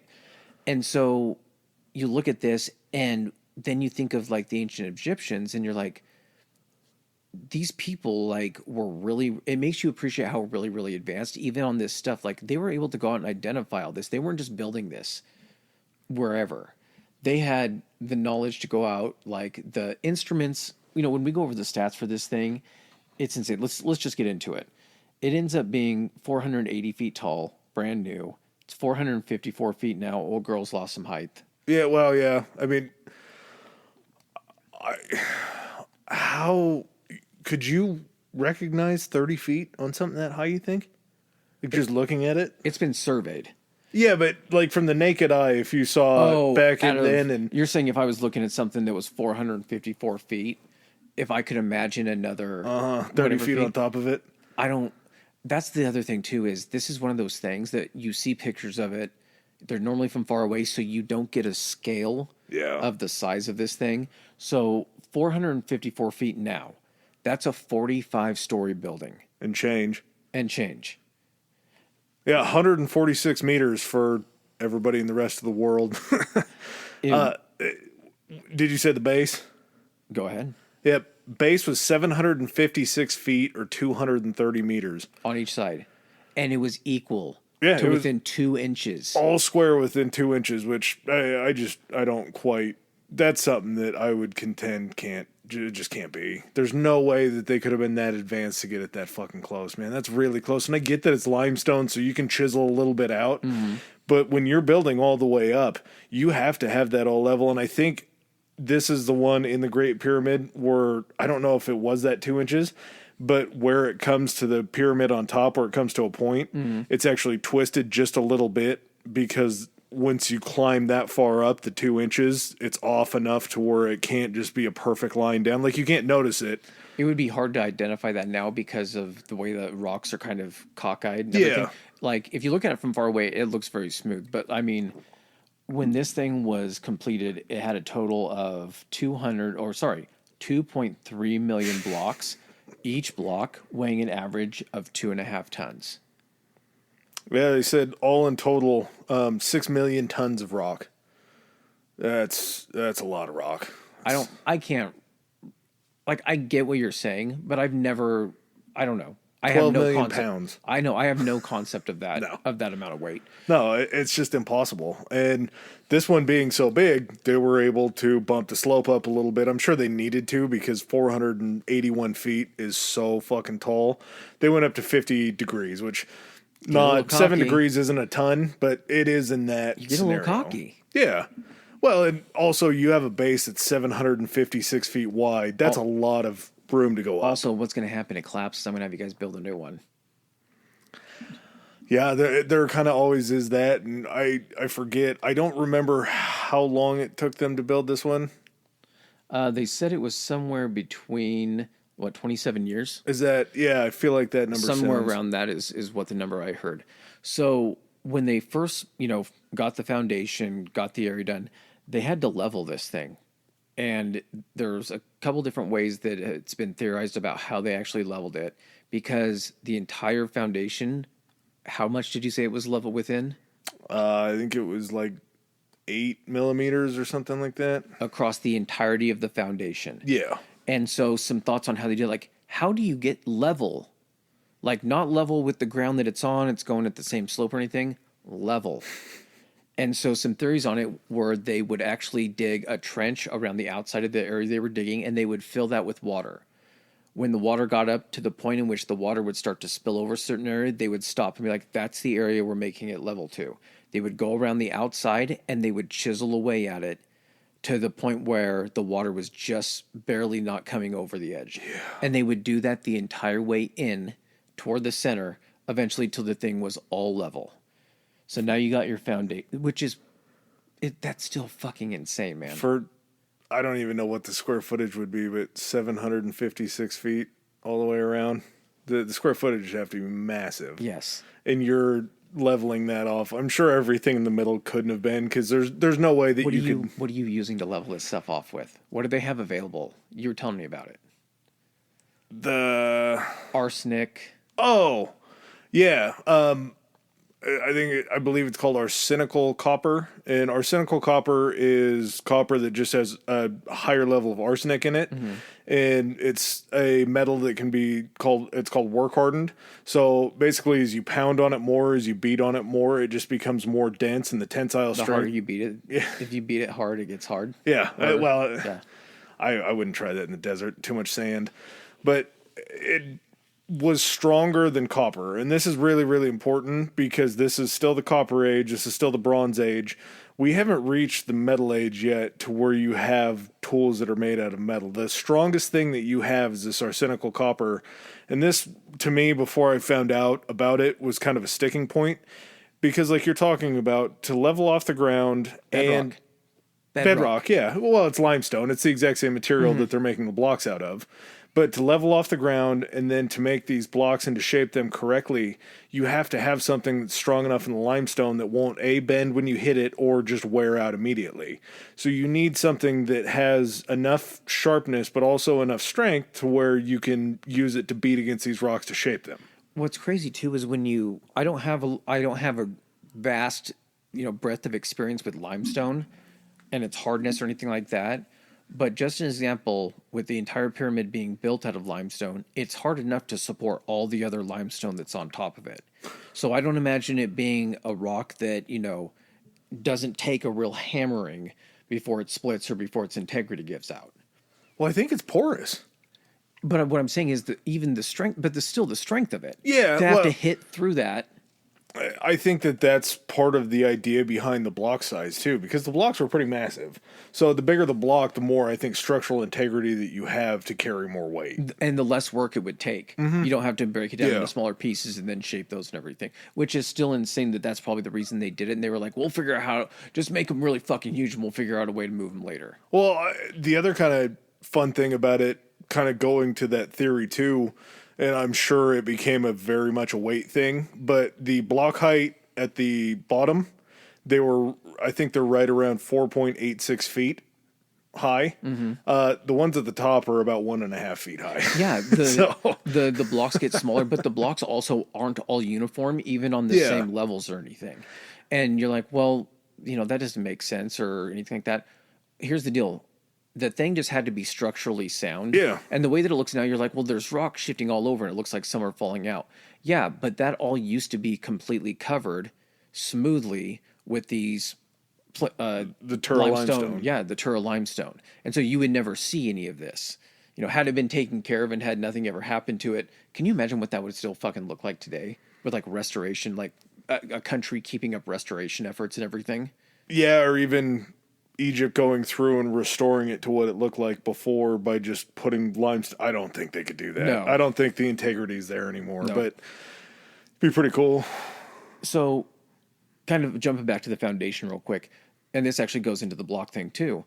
The first two levels, when you're standing next to the Great Pyramid, I had no idea about this. The first two levels, they're just 2 steps up at this height, but it's carved out of the bedrock. It's not blocks. It's made to look like blocks almost, but it essentially goes up almost what, like, so if it's the first two levels, it would be like 10 or 12 feet Yeah. up just of the bedrock. And then that's where they leveled it off.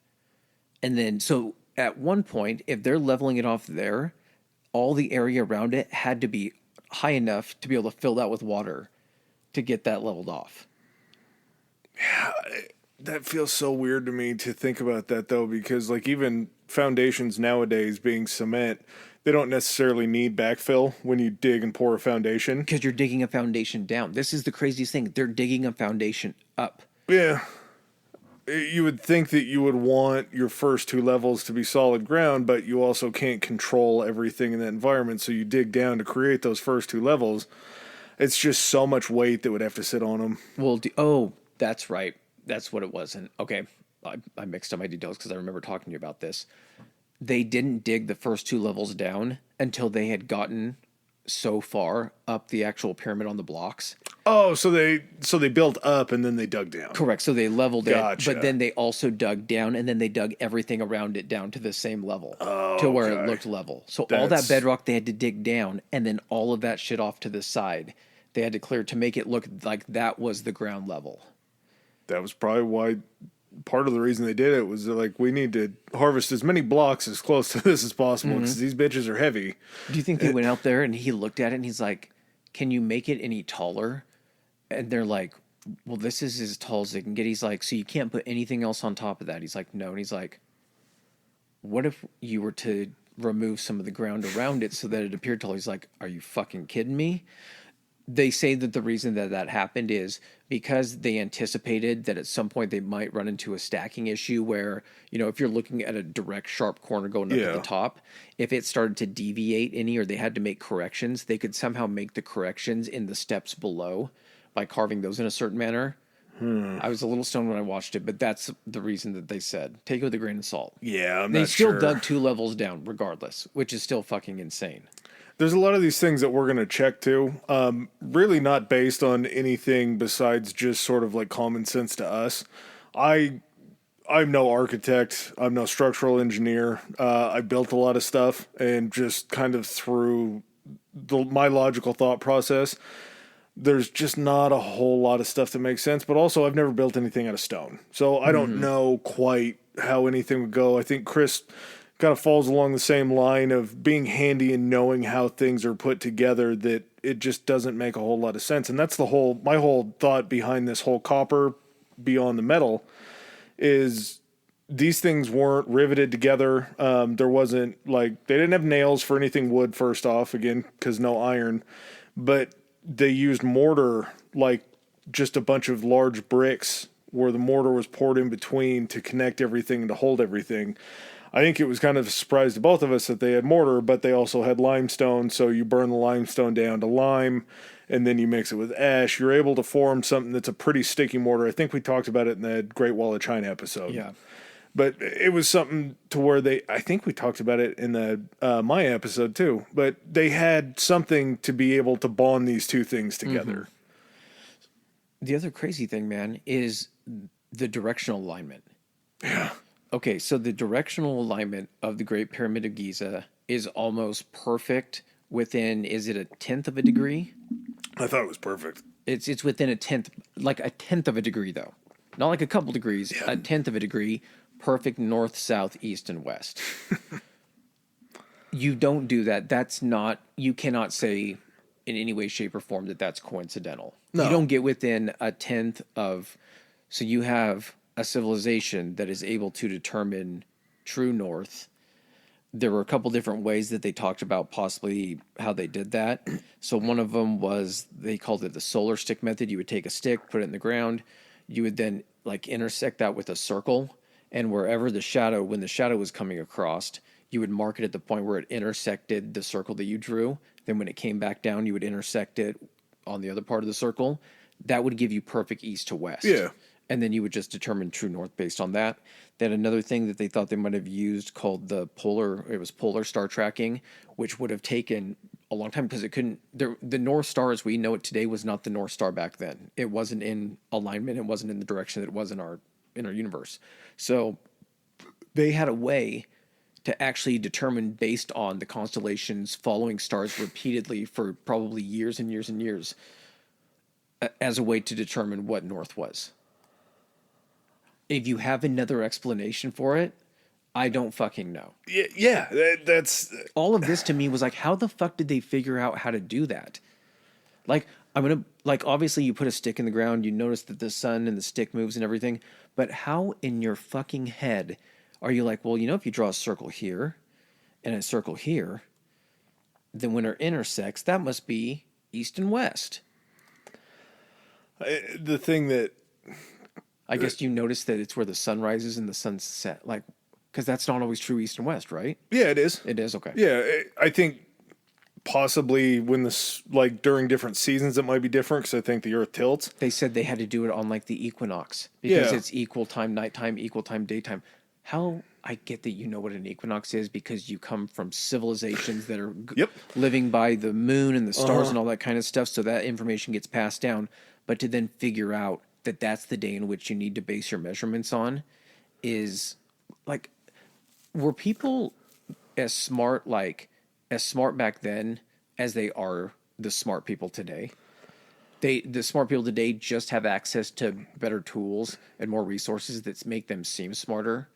I would say that the people back then were smarter because they had to figure this shit out. You just said something that was like right on the tip of my tongue that I couldn't quite figure out how to get across. But we know about how the sun works now because we were told that. Well, that was how it was explained to us. We also know that the sun is called the sun because it just had the name of the sun. I would assume back then they considered the sun to be part of the deity Ra. Something like that. And so you just had this big fireball in the sky that hurt your eyes to look at, but you were able to think, well, this thing rises. It burned you if you stayed too long out in it. Yeah.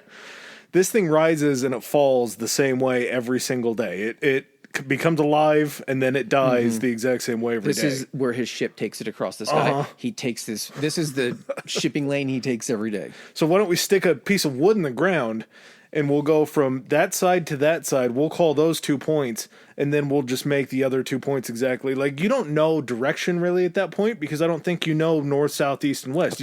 Apparently you do know direction. You know that they're not called north, south, east, and west. It's just like, this is where the direction is between. We're going to line up perfectly with the rising and setting sun. They might not even been thinking north or south. Yeah. They're just like, Yep. we're going to rise it with the sun and set it with the sun. That's and true. It still would have lined up. If it lines up perfect east and west, it's lined up north. That's right.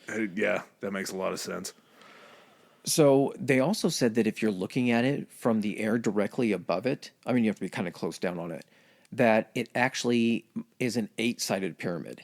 That there's a small facet in which each side angles in and meets in the middle a little bit, and you can only notice it during certain times of day where you get different variations of the shadows on one side. They said it's so subtle that you can't even notice it unless you're looking down on it Like from above. curvature of the earth, probably. Correct, but it's equal on each side. It all meets in the exact middle. That kind of makes sense to me, though, because you would think everything sags in the middle, and gravity eventually is going to keep up to it. So that long of a stretch, the weight... Just that it's equal right in the middle. Yeah, though. but if your point's square on top, everything is going to be equal on all sides if they're all the same size. It makes you think, though, because it's so unnoticeable, was that something that they had planned in there where it was like, it's structurally stronger if we make it this way, and no one is ever going to see it. Because no one, who's going to get a fucking view from above this thing? But raw, that's it. Yeah. And maybe the number 8 was like Raw's favorite number, some shit. And they're like, make it 8-sided. Could be. So, yeah, 2.3 million blocks, average of 2.5 tons, most of them quarried from the quarry right next to the Pyramid of Giza. Now, this brings up another point. How the fuck do you move to, and this is just the average between the top ones and the bottom ones, how do you start moving those fucking blocks once you start getting up higher? Because, again, it's not smooth at this point. It's a terraced, a very, it's terraced every few feet and everything, but it's still technically a step pyramid because it's angled blocks going up. It's not a true smooth-sided pyramid yet, but not to the point where you can, like, it's too steep of an angle. So how do you get the fucking blocks up there? Earthen ramps. It's the only way. So the way that they were talking about that, they said to be able to get an earthen ramp and build it from the quarry was so close that they couldn't even build the ramp when it got near the top at an angle that they could figure that anyone could pull a sled up, just because of the pull that the stone would have coming back down. That's how far away the fucking, either how big the ramp was getting up there, or how far away the quarry, how close the quarry was to the pyramid. Well, and they also said once you got up towards the top, the biggest issue was the earthen ramp would have to be somewhere like a half mile long because of the slope that it would have to be at. Also, think of how thick it would have to be. Yeah. Was it the width of the pyramid? It would have to be pretty wide to get those blocks all the way up there and be How pulled the up. fuck do you remove that much earth? First, you have to bring it in, and then you have to fucking bring it back out by hand. No beast. And am I correct in saying no beast of burden in this? No. Nope. No. Oh, they had wait. They had cattle. I don't know if they were working cattle, though. I think they were eating cattle. Okay. There was something, I think it was a podcast that I was listening to, and the guy was an Egyptologist, and he was talking about how he got to go to one of the quarries where they were pulling stones out of, and they had used a device to measure out these stones, and they just had a very long piece of string, like you would nowadays, and they would dip it in ink, and they would have one person hold it at the end, and they would stretch it out, and then they would slap the string down against the sandstone or the limestone, so you would know what line to cut down to make it the shape that it was. But he said that you could still see the red ink on the limestone that's still been preserved from all the way back in the day. So just to know that you're standing in an area where that was like mapped out, and like, was that the last block that they were going to need, and then they didn't need it, so they didn't cut it? Were they just pre-measuring until finally they're like, you know what, we're good, we don't need any more? But they were also different sizes. Yeah. But they had to be strategically enough to where it still had to fit together. So it wasn't just like someone handing you size and being like, I'm making it work. It's not like Tetris. You're like, this size goes here, this size goes here, this. But they were kind of different sizes. You have to then have the planning of knowing when those rocks are coming out of the quarry. They said that they figured that 3,500 men could produce 250 blocks a day. That seems, I understand that's a lot of guys. So even if that's, 6 guys working on one block or whatever, that still seems pretty insane to me. It's a lot of blocks. But then you also had to have some type of, it wasn't just like, hey, we're all making blocks this size, because you had to have different ones. So it's like, you're doing this, like the planning from just like a civil engineering like structure, like standpoint of being like, it was so mapped out. And the guy that was planning this was like, I need this size here, this size here. This is the schedule. This is when they're moving. This is when they're going up the ramp. And then to have everybody on board of being like, this one goes here. Like everybody that had to know exactly what to do on this. Like we look at construction sites today, like our things are stadiums. Yeah. If we're going to compare like what, we don't have long enough history to have anything remotely close to this. So our thing is stadiums. This is what awes us. I don't think that in our country, enough of us have been outside the country and seen some of the other things that the ancient world built. We just look at it and is like, it's old, and we don't understand, because when we see stuff built, we see it in like a time lapse. We see all the cranes moving. We see the stuff being lifted up, the scaffolding, all the pre-made machine steel that comes out is being put into place by machines, figured out by a computer that's designing the best program of what should be completed first. And then we look back at this and say, no, these were just like highly intelligent people that knew somehow how all of this was going to get pulled off and still make it perfect within fucking 2 inches on each side when it was done. Well, nowadays we don't build anything by stones like this. We build it just with concrete walls. So you're just pouring concrete. To think about how to build something with stones that big, and to be able, like you say, to get them in the right spots, all our shit would probably be the exact same size to do it. But again, we have all these advanced technologies to make it that way to do it. Whereas they just had 3,600 guys, whatever you said, and a bunch of chisels. The biggest question that did not get answered, and it was just I don't know, is everyone, how did they do it? We know what they used to do it. We have a theory on how they did it, but no one can say for certainty how they were able to build this thing. And there have been attempts, they said, to build smaller versions of this using the tools that they had. No one can figure out how to do it. There's even been attempts to use it using more modern machines to see if they could build this. And even some of the tests with the more modern machines weren't able to do this kind of stuff. Well, like you were talking about just the earthen ramp, there's also the second theory of the earthen ramp where instead of just one long straight shot up, it was wrapped? Switchbacks. Yeah. So you would travel up 40 feet, then you travel back that direction 40 feet up another path and just I saw zigzag your ones way. that wrapped around the whole pyramid. And that they're was- like, the distance on this ended up being like double the distance. Yeah. It was like a mile just to get up to the top of this thing. You still have to pull these things on sleds, whatever method that you're doing. But again, sleds you're going to have to make out of wood. Wood is only brought in from trades from other areas. So You know they were bringing in every fucking piece of wood for this they could. yeah, you had to, because you still, again, you're building stuff inside, all the doors or anything like that. All that shit has to be wood that's inside this pyramid. So you're building inside with that. But then you also have to burn wood to make sleds to be able to yank these ton rocks. Or you're burning wood to make the ash. Yeah. How much mortar were you having and how much ash did you have to make mortar for that thing? Did you see the thing about the wooden wedges on how they would split some rocks? They would drive wooden wedges into cracks in rocks, Yeah. and then they would soak them in water. And when the wood absorbed the water, it would expand and then break the pieces of the blocks off. It's brilliant. It's Yeah. fairly logical. It's sort of what we do now, except for we just use metal chisels and drill holes and then pound the chisels in until the crack happens and then just keep pounding them until it breaks. But Right. So we can't think of a way, and maybe 2.5 tons, the way we're thinking about it, when you get a bunch of people pushing a sled over sand, maybe it's not as heavy as we really think, especially when you add an incline. Maybe it's possible. The King's Chamber has blocks in it. Now, inside there's 3 chambers inside the Great Pyramid. There's one that actually goes, there's 2 entrances. One of them, we'll get into that a little bit more, but there's one that people go into when you see pictures called the Robber's Entrance. Up above and kind of up like 11 o'clock position from that is the actual entrance. And as you go in the entrance, there's a passageway that goes down, and that goes into the bedrock. It's a chamber that has the roof is finished on it, but the floor it shows was like unfinished or something. It wasn't what they would be considered it looks like they were still working on it or something, Yeah. or someone decided that they didn't like it and they started building somewhere else. maybe it was a tactic to fool robbers into going down there. Exactly. Then if you kind of kept going, if you came in the entrance and went straight or like up a little bit, it would then take you on a pathway, and then that one branched out. Another chamber you would go in, and all these chambers, it seems like, are built in the center of the fucking pyramid.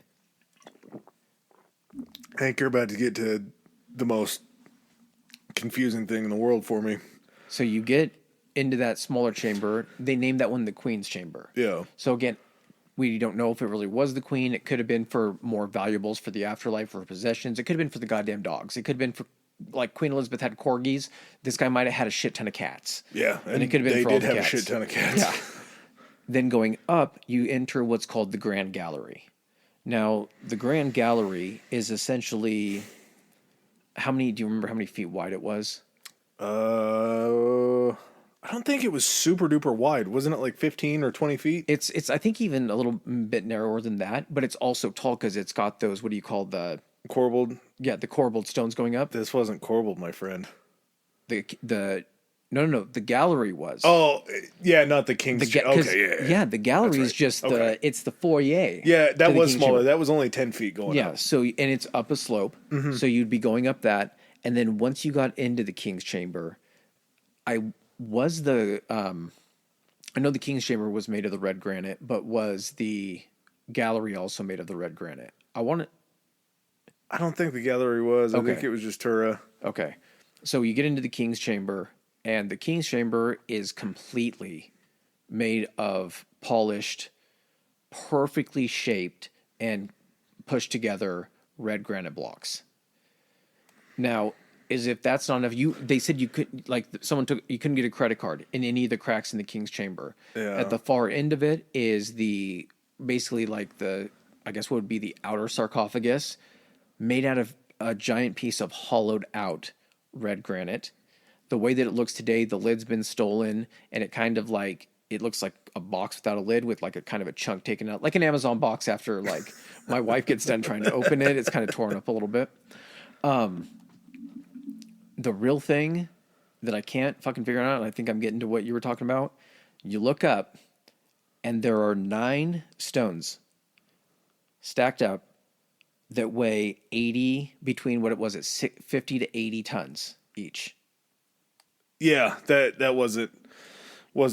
It's shocking, but I'm looking more up. I'm looking more at the roof. That's what I'm saying. Those were the stones of the king's chamber, the roof stones of the king's chamber. They were slabs Yes. up on top. Yes. But just laid sideways. And there were 9 of them going across. Yeah. Not just one time. Above that 9, there was what was called a relieving chamber. Mm-hmm. It was like a pocket of air or anything like that. Yeah. Then above that, 4 feet wide. then above that, another row of these 9 giant 50 to 80 ton stones. Another relieving chamber. 4 fucking stacks of these things. Each stone, each layer having 9, each one weighing between 50 and 80 tons. And you remember what the idea behind it was? Because what was on top? It was a chevron. So a chevron is essentially the shape of the roof of a normal house. It's the pointed arrow, but it stacks over, and it's meant to spread and distribute weight evenly out instead of like just straight down on the center. So yeah, when you have that triangular shape on top, the brilliance of a triangle and kind of the brilliance of a pyramid is all of the weight as it's coming down the slope is not going to be pushed directly down. It's going to be pushed out towards the edges because the top part of it's going to be pushing against each other. Yeah. So these relief chambers over the top of it, granted in and of itself, when it's laid like that, is not very strong. Its strength, it's going to crack pretty easily. You're spreading it out too far where all the weight is in the middle, and if it's going to break, that's going to be the point. Yeah. It's inflexible. So the ideas for these relief chambers is all these little air gaps up there are going to lighten it up quite a bit. But when you get up to these 2 triangles that are pressing against each other, everything on the outside is going to be carrying all the weight. So there's going to be nothing. There's still going to be weight pressing down on the granite roof. The weight of the fucking stone. Yeah, but at the same time, it's not going to be the weight of all the stones above it because it's going to be pressed out to where there's going to be a wall underneath what's catching it. And why do you build 4 of them? Well, if 1 fails, 2 is definitely not going to fail. But in case 2 fails, the 3rd one will catch it. What if the 3rd one doesn't catch it? I just put in 4. Well, and you had to make it tall enough to get the point up at the top, too. That's true. Okay, so this is... I'm going to fixate on this for a second. So 50 to 80 tons. So let's just say 50 tons, 100,000 pounds per stone. Let's go on the smaller side of what these things weigh. 100,000 pounds per stone. The King's Chamber, it's not ground level. It actually looks like the King's Chamber is, what, a third of the way up? This thing? Yeah, about a third of the way up. So you're already, if you're talking about a third of the way up, total height of the pyramid, what was it again? 481. 481. Let's just say you're 150, 160, 170 feet up. You're having to transport 100,000 pounds. 9 times 4 is 36. 36 times. And that's actually trying to figure out if any of those stones break on the way up. You have to get those up. Okay, well, guess what? They're made of red granite. Yeah. All of them are made of red granite. Guess what the area in the quarry that they're getting these stones provided doesn't have? Red granite. Where's the nearest place to get red granite? Oh, it is like 500 miles away? 560 miles south. At least it's south, because if it's south, you can just float them up the river. A place called Aswan. Aswan sounds funnier. Aswan. So Aswan was the place that you could get red granite. And so these 50 to 80 pound, and these are what they call monoliths, which means it's all one piece. These were somehow put onto boats. 100,000 pounds was put onto boats and then floated 500, let's just say 500. Let's even go down a little bit on that. 500 miles down a river. At no point, I'm guessing, does that river get narrow, or I don't think that the Nile is pretty wide. Maybe never gets rough, right? Yeah, probably not too rough. I don't know if it goes through mountain ranges. Any shifting at all? Yeah. How do you float these things? Like, what would a single stone have weighed? 100, if we're going on the conservative side of saying, because they were 50 to 80, 50 to 70, 50 to 80 tons. A piece? Yes. Yeah. I don't know, man. That's what I'm trying to figure out. Like, just from a logistics, like, and you're having to do this with all of these stones. So you can't put more than one, of course, right? What happens if a couple boats sink? Then you're just having, like, I don't know how this was done. If someone knows the answer to this and it can actually make it make sense, please send us a comment or an email or something on this episode, because I can't figure this shit out. This is one of the things that I'm not going aliens. No. Because that's not even... I even tried to watch an episode of Ancient Aliens just to see what kind of stuff is. I couldn't even get through it. To see if it made more sense than this. Yeah, I wasn't going to... It would have... You know what? I was afraid I was going to get too convinced, and so I had to turn it off. But there has to be something here that we don't know about this civilization as far as, like, their level of advancement and everything. Just for the simple fact that I have no idea how you would transport something that weighs that much this far back ago down 550 miles. Not only 550 miles of river, you would then have to get it to the pyramid, which there's a way that they did that kind of stuff. But you would then have to get it into place once it was built high enough, and you're building it as it goes. Also, fun fact, the sarcophagus that was in there was too big to be taken through any of the chambers. Both of them, the kings and the queens. Yep. And so they had to be put into place, and then everything had to be built around it. Can you imagine if you were in there working and you knocked off a chunk and it fell down and you chipped the fucking kings, and everyone was just like, oh. Yeah, you just go walk into the river. Like, there's nothing. Hope you find a fucking one of those electrifying catfish real quick. Yeah. The thing, and maybe this has never been looked at, I would, if we had just amazing amounts of money, I would try to fund this if this hasn't ever happened. I wonder if they've ever gone down that stretch of river and just seen if there's just one giant chunk of granite that's sitting at the bottom of the riverbed somewhere that had been dropped or a boat had sank or anything like that. Multiple. But that's what I'm saying. That would be fairly verifiable to be like, okay, they actually did this. If there's a massive chunk of granite that sunk a boat or fell off or something like that, you can pretty easily decide and be like, yeah, no, this has some logic to it. Like, this is definitely something that could have happened. Because like you say, to float something like that, nowadays, I feel like we have to have... I don't think we could float anything that big down a river today. Oh, I mean, you could if it's a river as big as the Nile. Like, you got to think of how much, like... 80 tons, though? In a boat? We have ships now, man. That's the whole point. We have ships now. That are made of steel, that float, not wood, not reeds. That have optimal, scientifically designed buoyancy. That have been designed in labs. I think you'd still need a river that's super duper deep. I don't know how deep the Nile is, but this one's the toughest bridge for me, I think, to get across to figure out how they floated this stuff down the river. And I mean, granite doesn't float, limestone doesn't float. They had to float limestone down the river too. I don't know what the size of the limestone blocks were, but it's still very, very heavy to try to get down the river.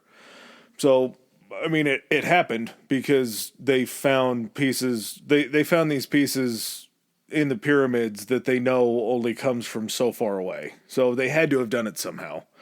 There's verifiable proof that it happened. We just don't know how it happened. There's proof that it happens because it's fucking there. Yeah. I have no fucking clue, man. It says above the floor formed by 9 slabs of stone weighing total 400 tons. Man, and then up and up and up. That's a lot. But yeah, as far as this complex went on the outside of it, they had a lot of different stuff. They called it... Before we get to the complex, did you read about the casing?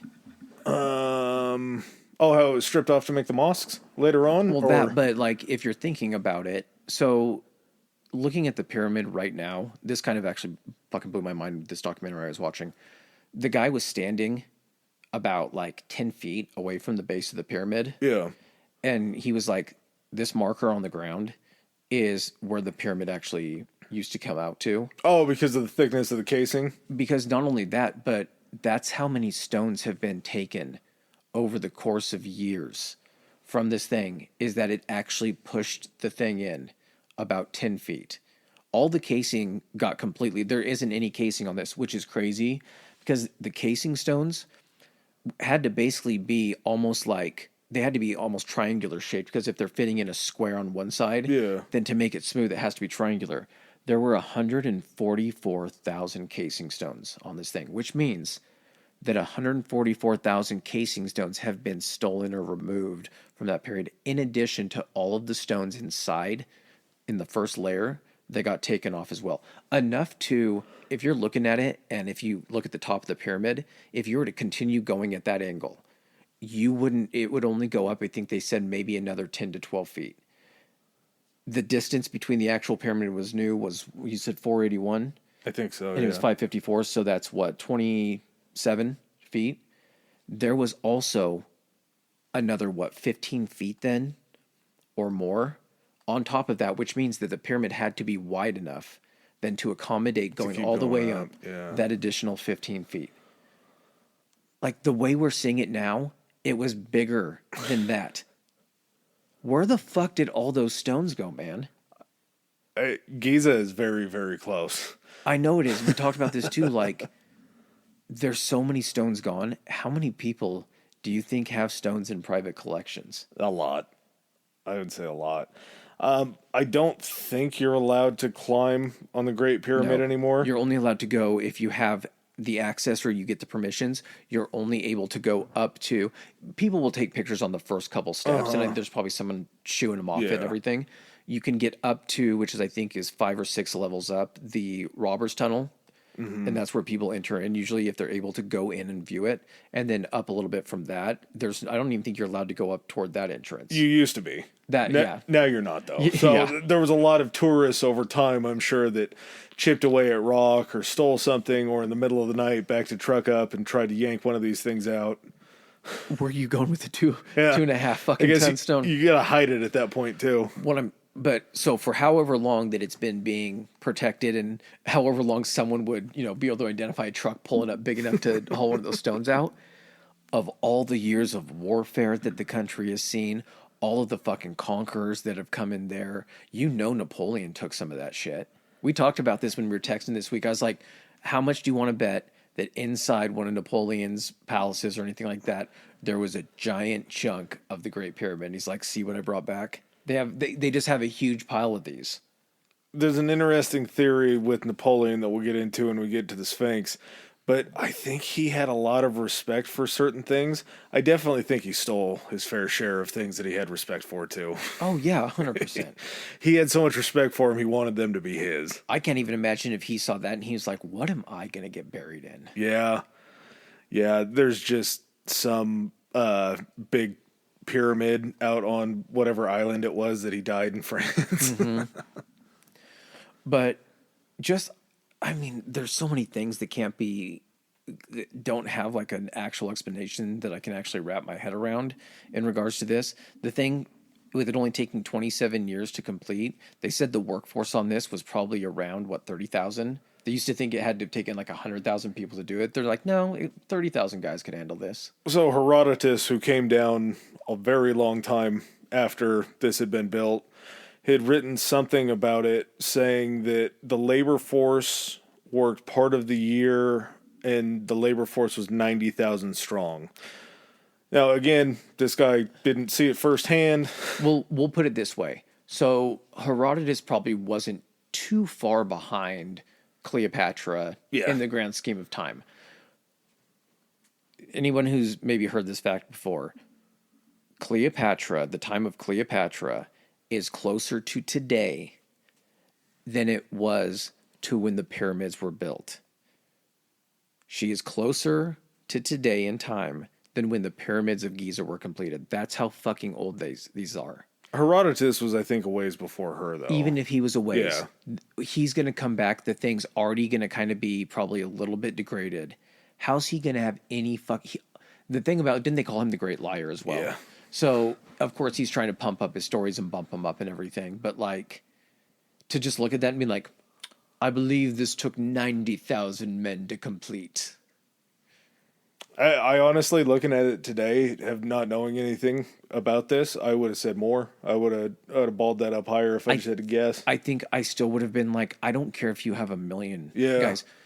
You can't have 1,000,000 guys pushing something because the ramp would be too big to like just the logistics of even like you can't guess what? You can't float them on their bodies. If you had it like there still has to be boats that are built that are able to support these fucking stones.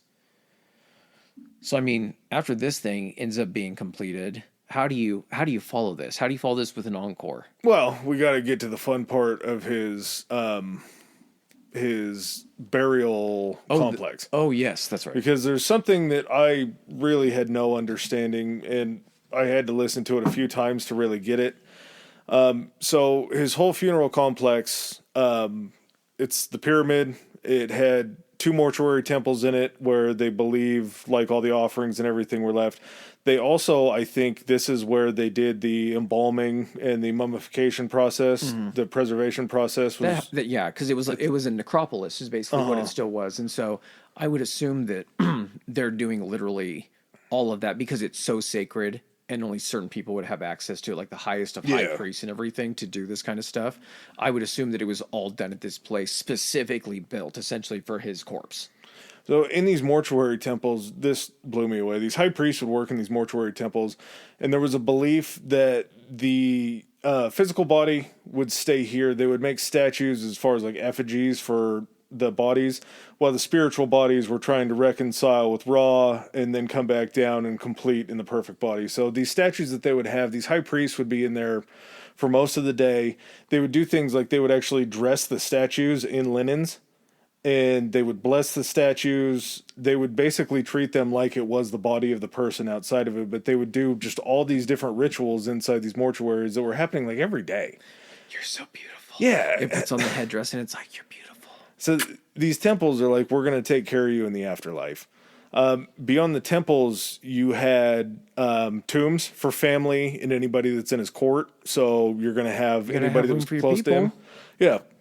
This is a very funny part. We're all going to party in the afterlife. I need to keep you guys close. Well, and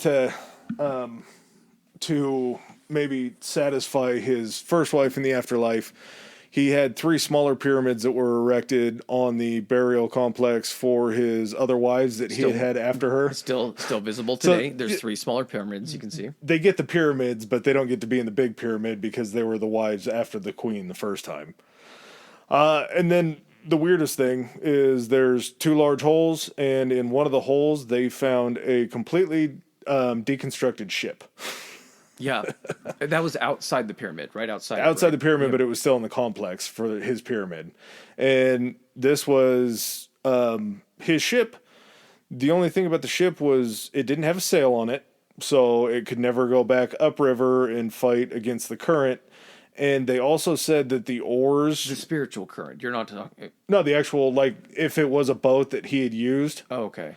They said that it didn't have the mast, so it couldn't have ever gone up the Nile. And the oars weren't... Like, they actually recreated it in, like, a 7-foot boat. This was, like, a 150-foot long boat. But they said that the oars weren't going to be effective with as long in the way that they were built was. So the belief in, you pitched me the first one that you had heard about, this boat was built and then set next to the temple so he could boat through the afterlife. Yeah, if you wanted, like, party yacht. The other theory that I had heard was it was built so it could carry him from the east side, which is where everybody lived, to the west side. I was just going to ask that because this was built on the other side of the river. That's how it was also kind of partitioned off from people, is it was on the other side of the Nile. I imagine that that's what the boat was also used. It was just incorporated like, oh, if he needs a boat now, he's going to need a boat in the afterlife. And they honestly probably, I wouldn't be surprised if they like carried him on the boat. Yeah. Because they had to transport the boat there. So if his body is already on there, maybe they got the boat to there, took his body off of it, and then they deconstructed and buried the boat. They actually had 2 different ways that they would build boats back then, too. They, again, didn't have nails. So this imported wood to make the boats, they would either use pegs to peg the pieces of wood together. Yeah, they would. And then you would have to set it in the water or get it wet so it would swell up to make it watertight. They actually used to sew boats together, where they would cut holes in them, drill holes in them with whatever rudimentary drill that they had, and then use like sinew to actually bind them together. So sewing pieces of wood together, and they would sew them so tight that, again, once they would get them wet and make them watertight, there weren't any pegs or anything that hold it. It was just actually two pieces of wood that were sewed together next to each other. They said that part of the reason that they did it was so that they could break down boats faster. So if they needed, like, if they had a long portage to go, or if they needed to store it and they couldn't just keep it in the river because there weren't like any stagnant bodies of water, they could just break them down and then rebuild them again when they needed them. That's fucking cool. So the boat's actually reconstructed, and it's in a museum in Giza now, completely reconstructed in its own little area. A pretty cool boat, to say the least. Speaking of boats, I forgot to mention. So once you get everything down the river, because again, you're having to bring in all the Tura limestone for the casing. Yeah. And then you got to bring in the impossible fucking stones that didn't really move, that were somehow put there by other means. You had to still get them to the pyramid complex. And so they actually dug a canal that went from the Nile all the way up and created like an artificial lake and harbor next to the building site for the pyramid, and basically had like Khufu's lake, and would bring in all the shipments, and there were docks and everything that they could offload all of this shit and then get it to the pyramid faster. Pretty brilliant. It's fucking nuts. Pretty brilliant. Pretty smart. So yeah, I don't know. Do you have anything else on the Great Pyramid? I don't, but this one is making me take another bathroom break. Okay. All right. I think I've got the Great Pyramid. I've got it out of me. I'm glad. We can move on. It's a lot to be in you. Jadafre is going to be the next successor to Khufu. He took a completely different approach. He actually took his pyramid and his burial complex to a place called Abu Rawash, which is north of Giza. So another stone place, but I don't know why he tried to get away from Giza. I don't know if it was like he wanted to be a little bit different. I think he figured, he's like, fuck, I don't think I can beat that one. It took so long to build. You know what? And it's not going to look as impressive, even if it's a little bit bigger. It's not going to look that much more impressive. You know what I'm going to do? I'm going to catch everybody coming in first and have them see my pyramid, and then just be like, good people, nothing more to see here. This is as big as it gets. Turn around, go back to your homes. I like that theory because it actually worked against him. And his pyramid is now like completely plundered. When the Romans showed up in town, the Romans just went ahead and tore it down and used all the stones to build their there shit. You go. Yeah. Yeah. So. And then by the time they got to the other pyramids, they're like, we're so fucking tired. Look how big these things are. They're like, did we get enough stones from the first one? They're like, yeah, we're good on stones. Yeah. Those stones look a lot bigger than this one. But just the fact that he went off and his was the only one that like basically gets destroyed seems kind of funny. It was like they thought, well, this is the only one we'll ever see, so if we destroy it, nobody will ever know that they built these awesome pyramids. Fuck, there's more. And then they got to Giza like, we can't destroy these. So he has a younger brother, correct? Yep, Khafre. So Khafre ends up being his younger brother. So I'm guessing Jadafre did not have any sons, because they would have been in the line of succession.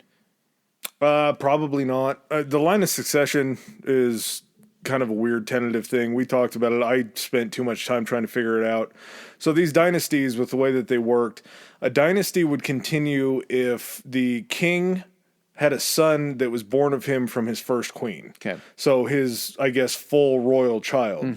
But if he had a son that was born with a concubine or a second or third wife, that would start a new dynastic line. Okay. So it's kind of like you're a half child of the royal family. But you would still be a pharaoh, but you're a new dynasty if you're the only one. Okay, so it's not like it disqualified you. It's just like, yeah, you're not part of this dynasty. You're going to have to, dynasty's full. You're going to have to go start your own dynasty. Which, who the fuck cares? Who cares if you're in the same dynasty? You're starting your own dynasty. You're like, oh, I don't fucking need your dynasty. I got my own dynasty now. Well, and again, I don't think dynasties were really words that they used. I think that dynasties have come with that makes so much sense. Studying it, we've put the title to that. Yeah, they never called themselves dynasties. So after he dies, Khafre, his brother, actually succeeds him, and Khafre's like, nope, we're going back. And again, the pyramid hasn't been destroyed at this point. He doesn't know what fate beholds for that one. Yeah, he's like, you know what?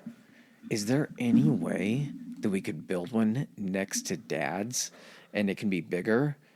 And his guy came in and was like, well, technically, yes. And he's like, then fucking do it. So, I kind of brought this point up to you. When you see a picture of all of the pyramids, when it does that picture, The three shot. the Yeah. three shot with the Great Pyramid even in front, it looks like the one behind it. The second one is larger. It's the one that, if you're looking at pictures of it, it's the one that still has some of the casing along like the capstone around like the top of it. And in the pictures, yes, it does look bigger. So Well, how do you? technically, too, in all reality, if it goes higher in the air. Correct. So how do you accomplish this? Well, what you do is you try to increase the appeal of the size, kind of like when you trim your bush back. Yep. To try to make it look bigger. The root, yeah. Yeah, exactly. So what you do is you just use more root. So what Coffre ends up doing is, as far as scale, his is actually the second largest, but it appears taller because he built it up starting on 33 feet of bedrock. He basically found a higher point. Yep. Right back behind his old man's and was like, are we standing taller than the floor of his pyramid down there? And they're like, yes, we are, sir. And he's like, build it here. We're building it right here. So it's taller because it's 33 feet, the base. It's up 33 feet more before it even starts. Yep. Yeah. So you have 10 more meters of bedrock below it. So technically the pyramid is smaller, but it sits higher in the air because it's raised higher on bedrock. Yeah. Which, a surprisingly small amount of information on Khafre's. It literally looks taller, and you would think with all of this time we have to study the pyramids, there would be a lot more. No, Khufu's gets all the shine, which I understand it's technically bigger, but you'd think we would get a block count. We would get some facts about it. Slim pickings. Well, arguably, Khafre's pyramid wasn't the most mind-blowing thing that he built. That is true. Maybe that's also why it doesn't get as much. What else did he? Oh, one thing that it did do that I thought was cool. The first area around the stones and everything like that were actually pink granite. So he still did the limestone casing going up to where it was like polished white, but then around the bottom was all blocks and casing of pink granite. He wanted to add just a little bit extra to it. That, and I wonder if maybe they had realized that granite was a sturdier stone to build on than limestone. I think it was for the look. Because why would they build the rest of it like that? It had to have been just a little window dressing. Yeah, it could have been window dressing. I also think that the weight probably would have become a much bigger factor had it all been granite. Probably. That, and again, you have to source it from forever away. Yeah, who knows where there's fucking pink granite. Yeah. So we come to, which is technically debatable if it's Khafre's. There's no way it's not. Okay, we'll discuss that. But what do we get to, Adam? I have a feeling your discussion's going to be much longer than my discussion. The Sphinx. I think everyone's familiar with the Sphinx. It is the man lion that sits out in front of Khafre's pyramid. Do you want to go ahead? You can go ahead and start on this. I would like to hear your position on the Sphinx.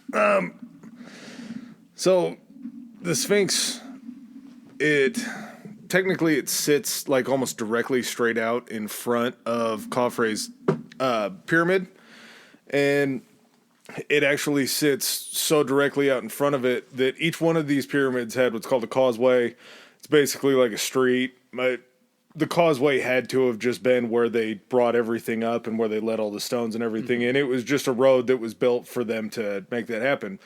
Well, in the causeway for Khafre's Khafre's pyramid, there was just this big ass chunk of limestone right in the middle of it. So they uncover it, they're looking at it, they're like, well, what do we do with it? We can't knock it out and move it, it's way too big.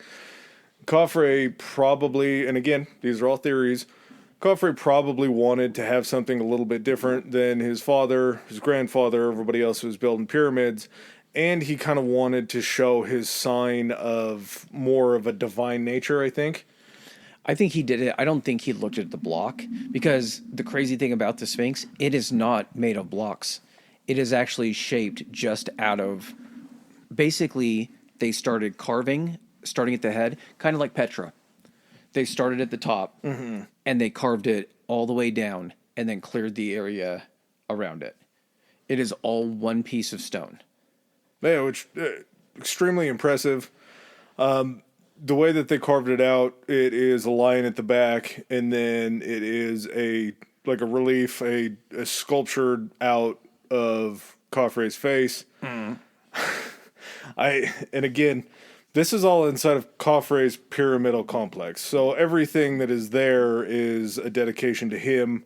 The rocks that you were talking about, how they dug out around the Sphinx, were actually used to build the mortuary temple that's in front of the Sphinx too. It's like the temple of the Sphinx, right? That's what it would later become when the cult started. But it was his mortuary temple that was built out there.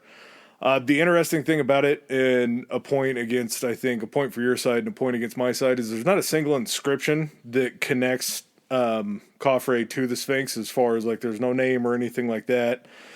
The best guess is like I say, the sculpture, his face, or the face that's on the Sphinx, completely resembles all the reliefs that anybody's ever seen of Khafre, whether it was inside of his temple or anything pertaining to Khafre. Everything looks very, very similar.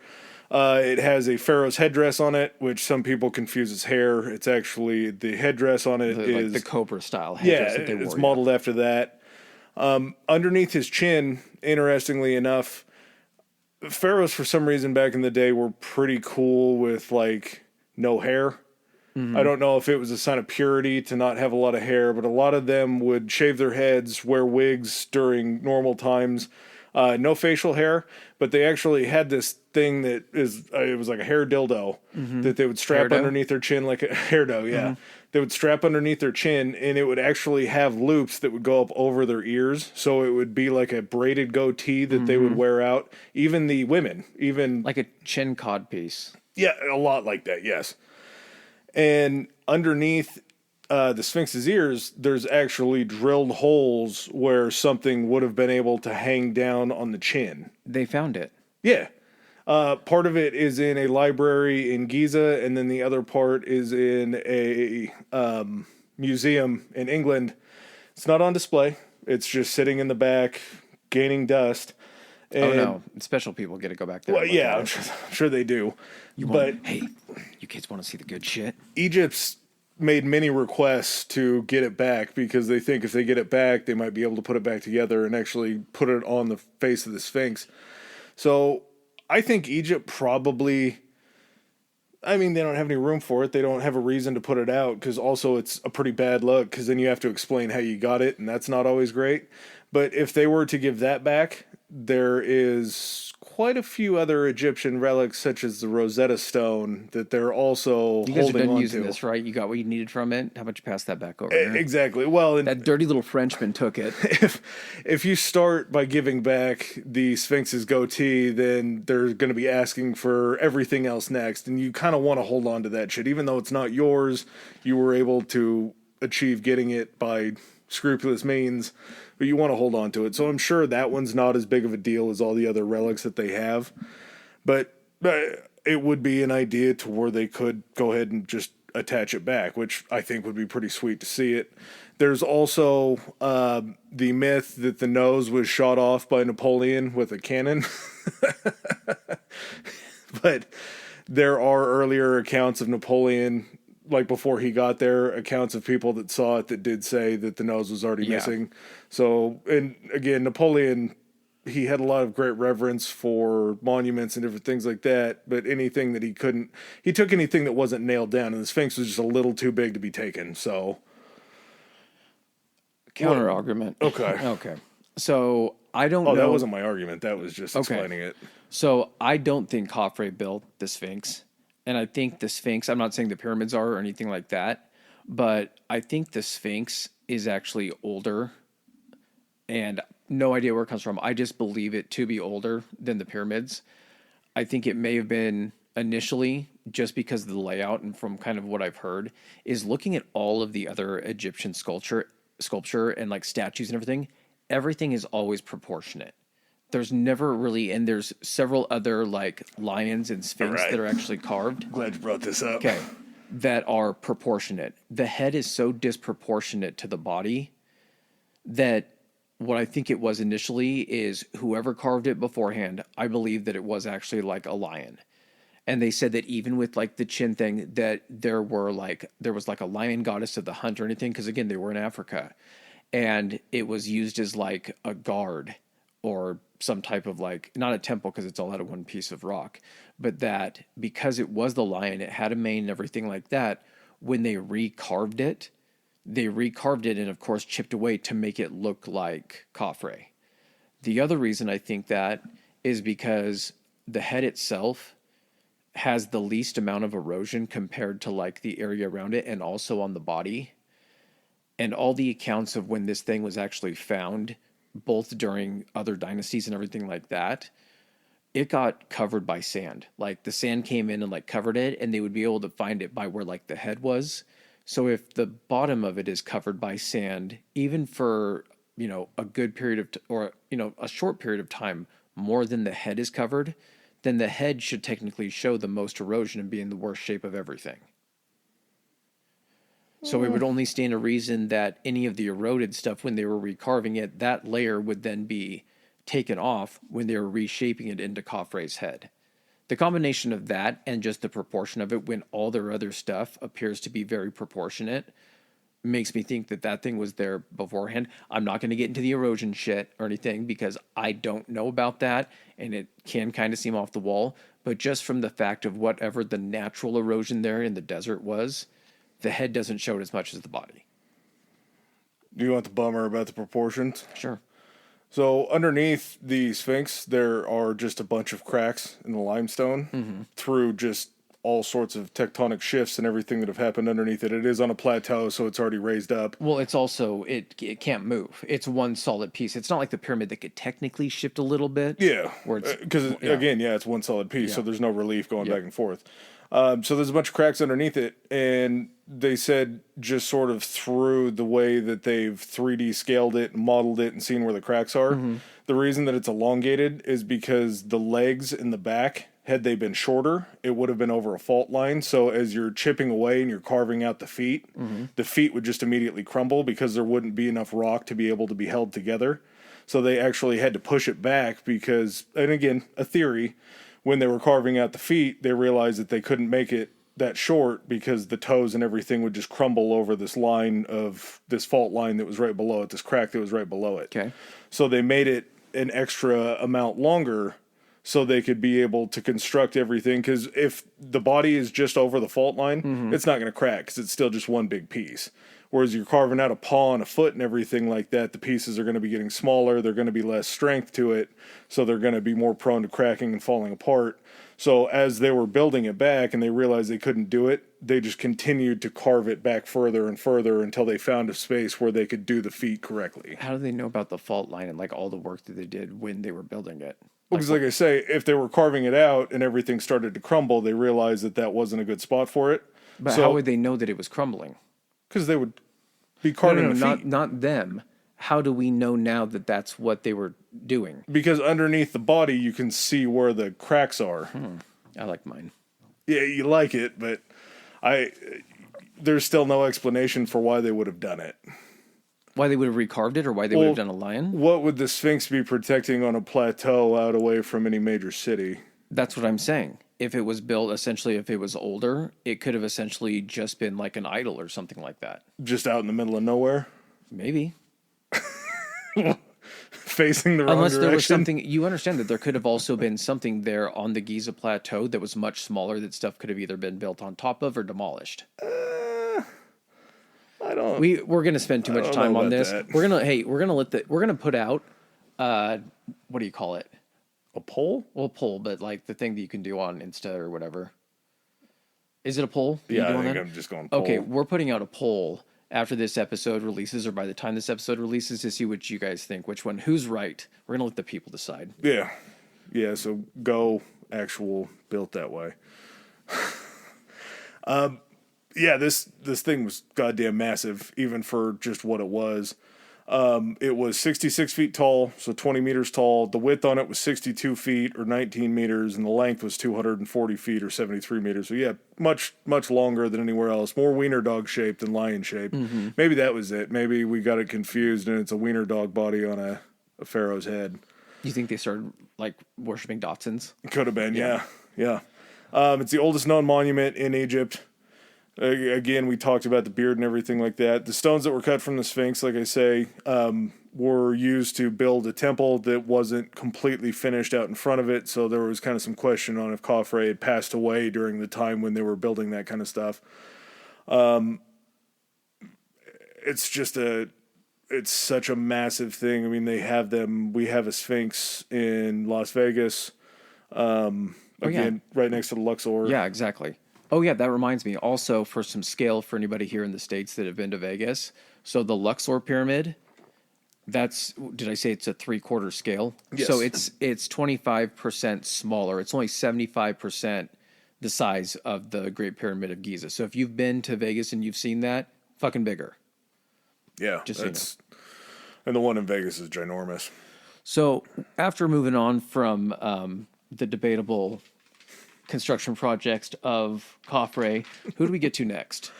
Menkaure.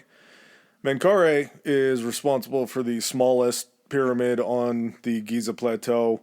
And when I say smallest, I'm still talking about a tiny 339 feet tall or 103 meters at the base. Smallest by comparison of the other two big-ass ones next to it. Yeah, well, 215 feet. Sorry, I don't know why I wrote those backwards. 215 feet tall, 65.5 meters tall. 339 feet at the base, 103 meters at the base. So it's still got a pretty fat base on it, but I want to say the last one was like 730 feet for a base. As the far biggest as one? Along the walls. The second biggest one, maybe it was. Oh, no, it had a smaller base. So Khafre's one, the one that was technically taller, its base was 706. So it was smaller, like I said, like weight-wise and like structure-wise, smaller than the Great Pyramid. That's why it's the Great Pyramid. It's the larger one technically. But yeah, so it was both technically shorter and then the sides were smaller, but because of that 33-foot the raise from bedrock bump. Yeah. And this kind of signals something a little bit different for Menkaure and kind of, I think, Egypt as a whole. His burial complex, there were 3 other smaller pyramids on it. There was a valley temple in there, just like everything else, a place to worship. As these pharaohs were dropping off, again, I mentioned the priests are working on these effigies. They're working to keep these spirits going in the afterlife while being more the messengers to say, hey, these guys are kings, these guys are deities, these guys talk to the Lord. We're helping them through that process. Just know that Ra, above all else, God, above all else, is... You think it got to the point where they were putting themselves... They thought that they may have been trying to put themselves a little bit too far out of station. And so maybe they were an influence of saying, like, you know what? This bigger thing, we actually heard from Ra, and you guys are getting a little close. He says, like, whoa. Not too close. So what he wants, he's actually looking for something a little bit smaller, a little bit more humble and everything. So that's what Ra wants. The guy's like, oh, okay. So we'll just make it smaller? Well, I think it's kind of like a 2-prong approach. I think something that you said earlier is very salient to this point. I don't think they were drawing a lot of interest from the people to continue to build these things because they're all massive. It's back to back, man. Yeah. Like when they say the age of pyramids, you're literally going from just in the time since, was it Snufuru? 3 with him. Then you go straight from him into Khufu's, the Great largest. Pyramid, yep. Then you go straight from that into probably building another one up north. Yeah. You're still building that one. Then you're coming back to Giza and you're building the one for Khufu. So there's definitely... You're getting fucking... What do you call it? Burnt out. Yeah, you're getting pyramid burned out. You're getting pyramid sick every time you hear about it. I think that was a big factor in it. Also, I think the tides of Egypt were changing a lot. I think financially there was a little bit more of a burden. There's a weather event that takes place a little bit later on. There's an eruption of a volcano. Bad research on this point. We're pretty deep in. I should have nailed this. But there was a volcano eruption that happened. And these weather changing patterns were starting to change the flow of the Nile.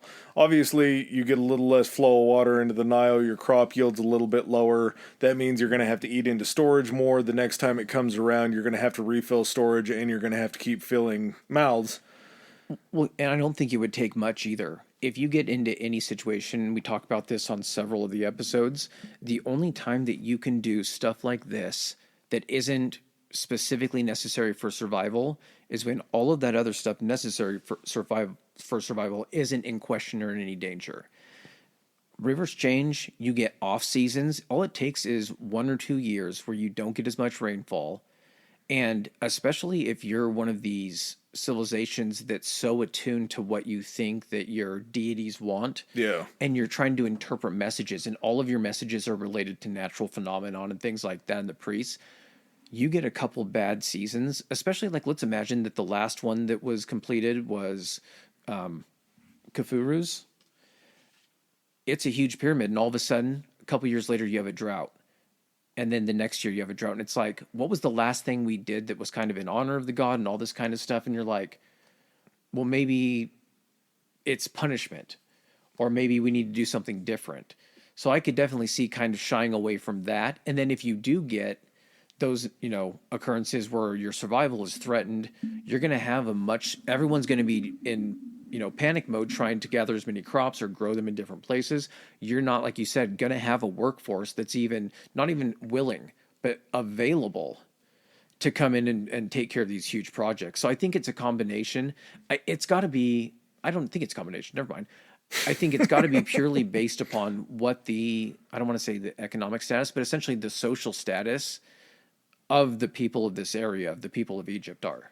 Oh, yeah. And when you're talking about financials and you're talking about the economy of Egypt, if you are having lean years on grain or any agriculture or anything like that, not only do you have to feed your people still and you have to have the storage, but if you don't have anything to export, you don't have any money or anything coming back in trade to fill the coffers to be able to build these temples or to build these pyramids. The other thing too, these pyramids aren't making money. No, it's not a tourist attraction like it is. It's going to become one, even, that's why it becomes one of the seven wonders of the ancient world, is that once the Greeks and Romans find out about this, it then does become a tourist attraction. But this is still so far away that once this thing is built, it's not an income generating thing. Well, and there are still there are still pyramids that show up later on in the history of Egypt, but nothing near the size that they are. Excuse me. Moving out of the 4th dynasty into the 5th dynasty, this dynasty starts to sort of change, again, the idea that Ra and the sun god need to be first and foremost, front and center. They're credited with the cult of Ra, and they constructed sun temples in a place called Abu Sir, and it was sort of drawing more attention to being able to, like, some of these places were nuts. Like, they would be temples that would be built with actual holes in the ceiling to where a certain time of day, the light from Ra would be shining down onto the statues of themselves that were built inside of it. So it's almost like the sun is shining on your king. He's still in favor. I know it only happens during the point of the day where the hole that we punched in the roof comes through, but you guys aren't thinking of that kind of stuff. So there's still a little bit of manipulation, but they're starting to less worship the kings and more try to bring it back to a religious standpoint. Hey, over here, attention over here. Yeah. They had a very quick succession of kings, and when you have these successions of kings happening over and over and over again, you kind of start to wonder, like, hey, if these guys are really divine, why did they keep dropping dead? When you start having a lot of turnover, people start to question stuff, become disinterested. Another thing, thinking about the episode we did on Greece, when you start to become more advanced, I'm assuming at this point, because they are already doing trade with like Lebanon for the timber and all that kind of stuff. Sinai for a ton of different things. If you're having people come in and out, that's also how you get foreign diseases coming in and out. Oh, yeah. So at this point, too, I didn't read anything about it, but I imagine that at some point during, from going from the 4th to 5th or the 3rd dynasty and everything, you would get illnesses that sweep through these areas that take out a chunk of your populace to where it's going to be smaller. So you're going to have less of a workforce. You're also going to have people that are worried less about, like, if you're the king or the pharaoh and this stuff is coming through, you're going to be like, you're fucking up, dude. Yeah. You're not a deity. Like, the gods are not happy with you. I think that is actually the beginning of the fall of the Middle Pyramid, is when the diseases started sweeping through because they started bringing people in from other countries for like different dedications of things. Dedication, slavery. Well, like dedications of like temples or any sort of big things like that. But yeah, you have all these different elements that are coming into play along with these weather changes that are happening. You're still not doing too bad though. Like everything's still doing pretty well. We move into the Sixth Dynasty, and it basically started. The Sixth Dynasty starts at its peak. This is the best that the Sixth Dynasty is going to get. We're bouncing back. We're not building these fucking pyramids anymore. We're starting to focus on the stuff that matters. We're going to start mining. We're going to be trading with people, and then we're going to start looking to conquer some areas. Yeah, and military expeditions were huge because they would bring back a ton of spoils if you won, plus they would bring back human capital. Oh, you're getting good shit from over there? Go out and get more good shit. Yeah. And if you can take these areas over, then you can start to just mine their good shit and bring it in instead of just trading with them. That also brings a lot of fire back towards Egypt, though, because there's a lot of people that are putting up a fight. One of the other things that we didn't talk about during the construction, as far as slavery and everything went, the thing that kind of made me take pause when I thought there had to be slaves was I really thought about it, and it was a point that was brought up by, I think it was a professor that I was listening to give a speech or give a lecture, but he said that weaponry at that point in time wasn't up to snuff enough to where if you had a very large group of indentured servants or slaves, that if you pissed them off, they weren't just going to be able to overthrow you. Not a high likelihood of a revolt. Yeah. The revolt would have won out every single time. You're not making your own weapons. Yeah, exactly. Basically, weapons are not going to be able to be made. You're going to have to steal the weapons from the people making it in order to have really any.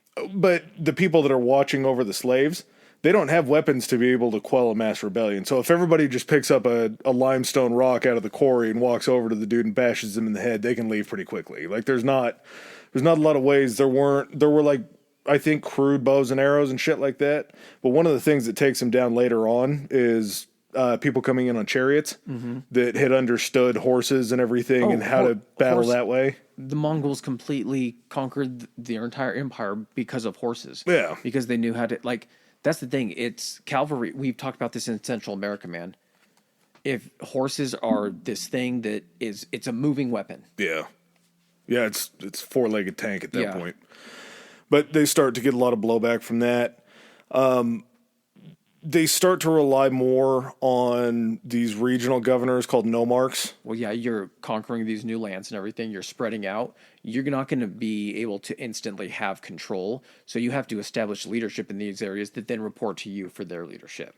But even in like Upper Egypt, being that far away from Memphis and that far away from everything else, there's a lot of people, especially during the lean years, are like, well, we can send some shit back to the king and to the royal city, but we also have to keep some stuff here in case things go worse for us. Like, I have to watch out for you guys over watching out for the king more. And are you going to march your army out there again? Yeah. And then what's going to happen if you march your army out there and fight? Someone on the other side is going to be like, they're weakened now, and just move theirs in. So there was probably some fear there as well. Well, and then you have this regional warfare that's going on between these cities because left to their own devices, if they need something that somebody else has, they're going to start infighting just among villages in Egypt. Yeah.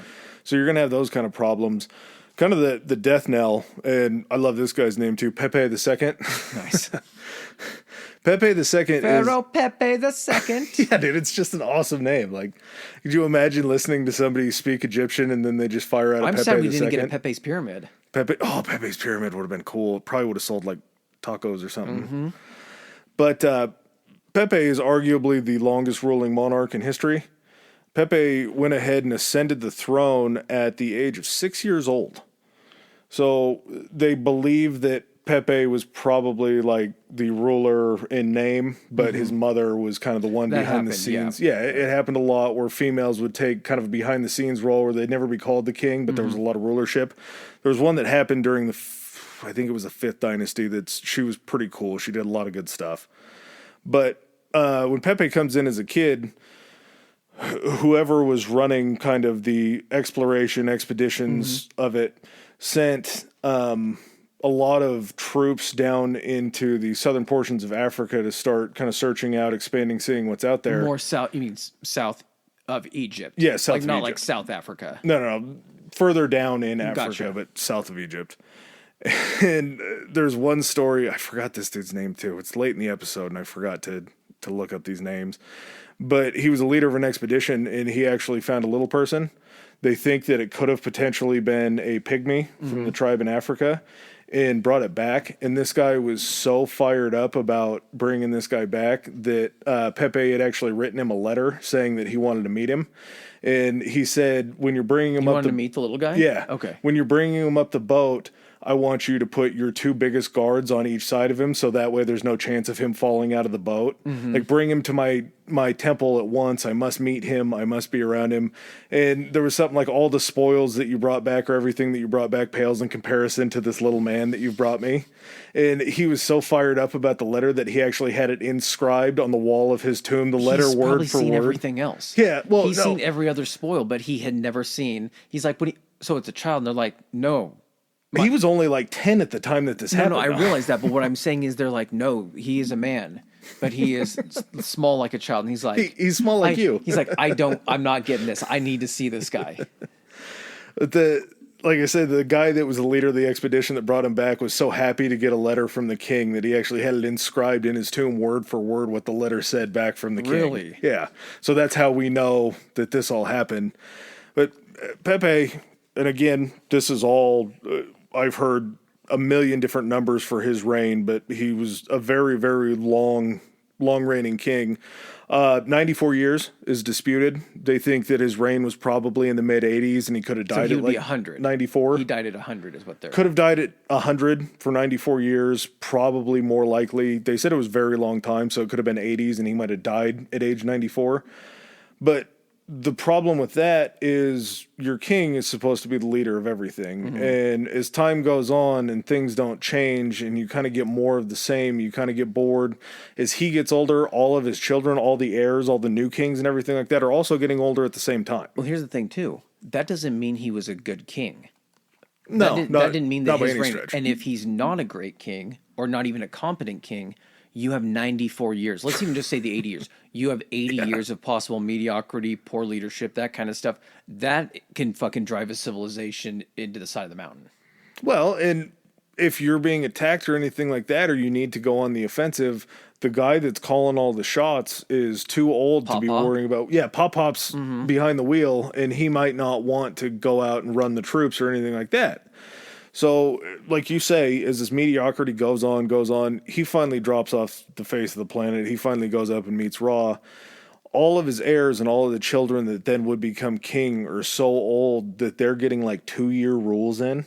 And there's probably so many of them, too. Yeah. Can you imagine? Because they're having kids, too. So the line of succession is like boom, boom, boom, boom. But there's a huge supply of them. He's a great-great-grandfather, Yeah. and there's a ton of them.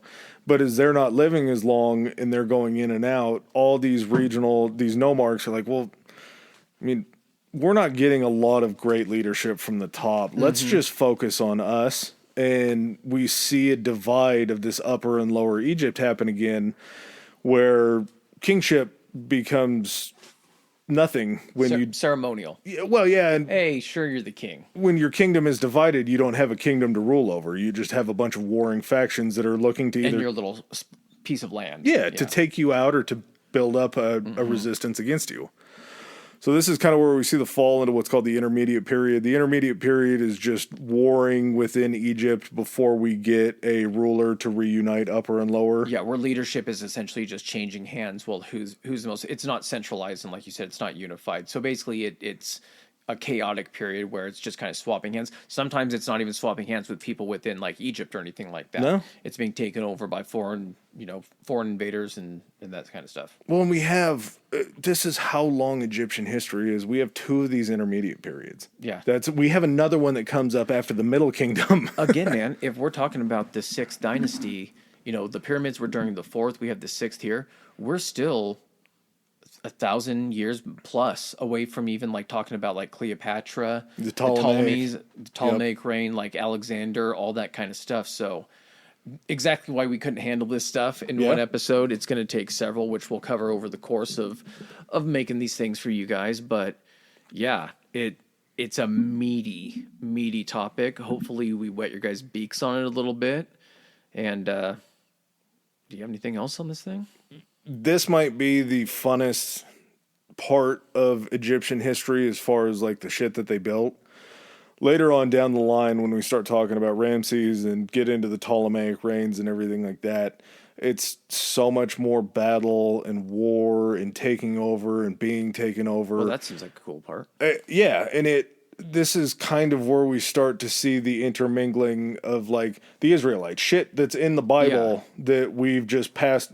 Not we, but most people have passed off as like, yeah, this is a story. This is shit that religion. That's how you make a story last, though. You have to intersperse actual facts that you can track back and be like, no, you see, they were there at that time. It's like, but was there really? Did he really part the ocean? It's like, well, they were there at that time.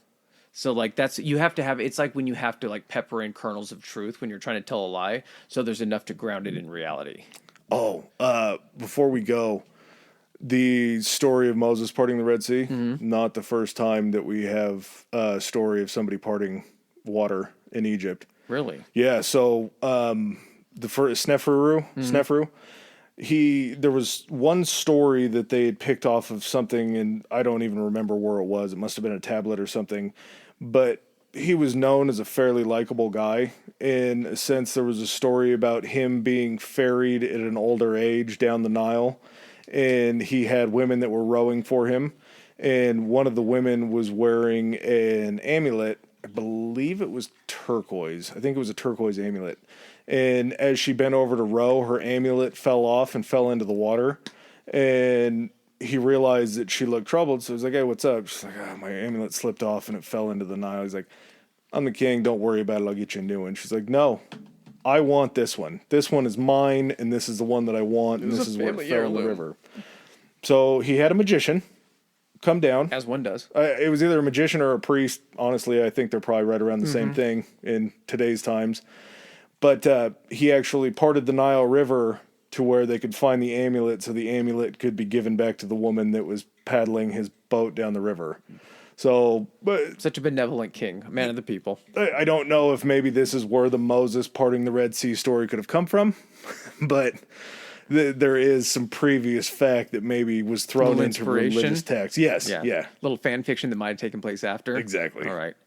All right, guys. Well, thanks for joining us for another week. Remember, read, rate, review, subscribe, 5 stars if you please. And let us know what you guys think and anything you guys would like to see in the future. Later, guys. Peace. All right, ladies and gentlemen, thanks for joining us for another episode. If you like what you heard, hit that subscribe and like button. Follow us. If you didn't like what you heard, still hit that anyway, because we'll probably cover something in the future that you do like. Please follow us on our social media. Adam, hit him with it. Our Instagram is historically high pod, historically high pod, and we are on Twitter at historically high. That's historically HI. All right. And if you guys want to send in any feedback, suggestions, hit us up on those two, or you can even do it on Gmail. It's historicallyhighpodcast@gmail.com. Thanks again. Peace.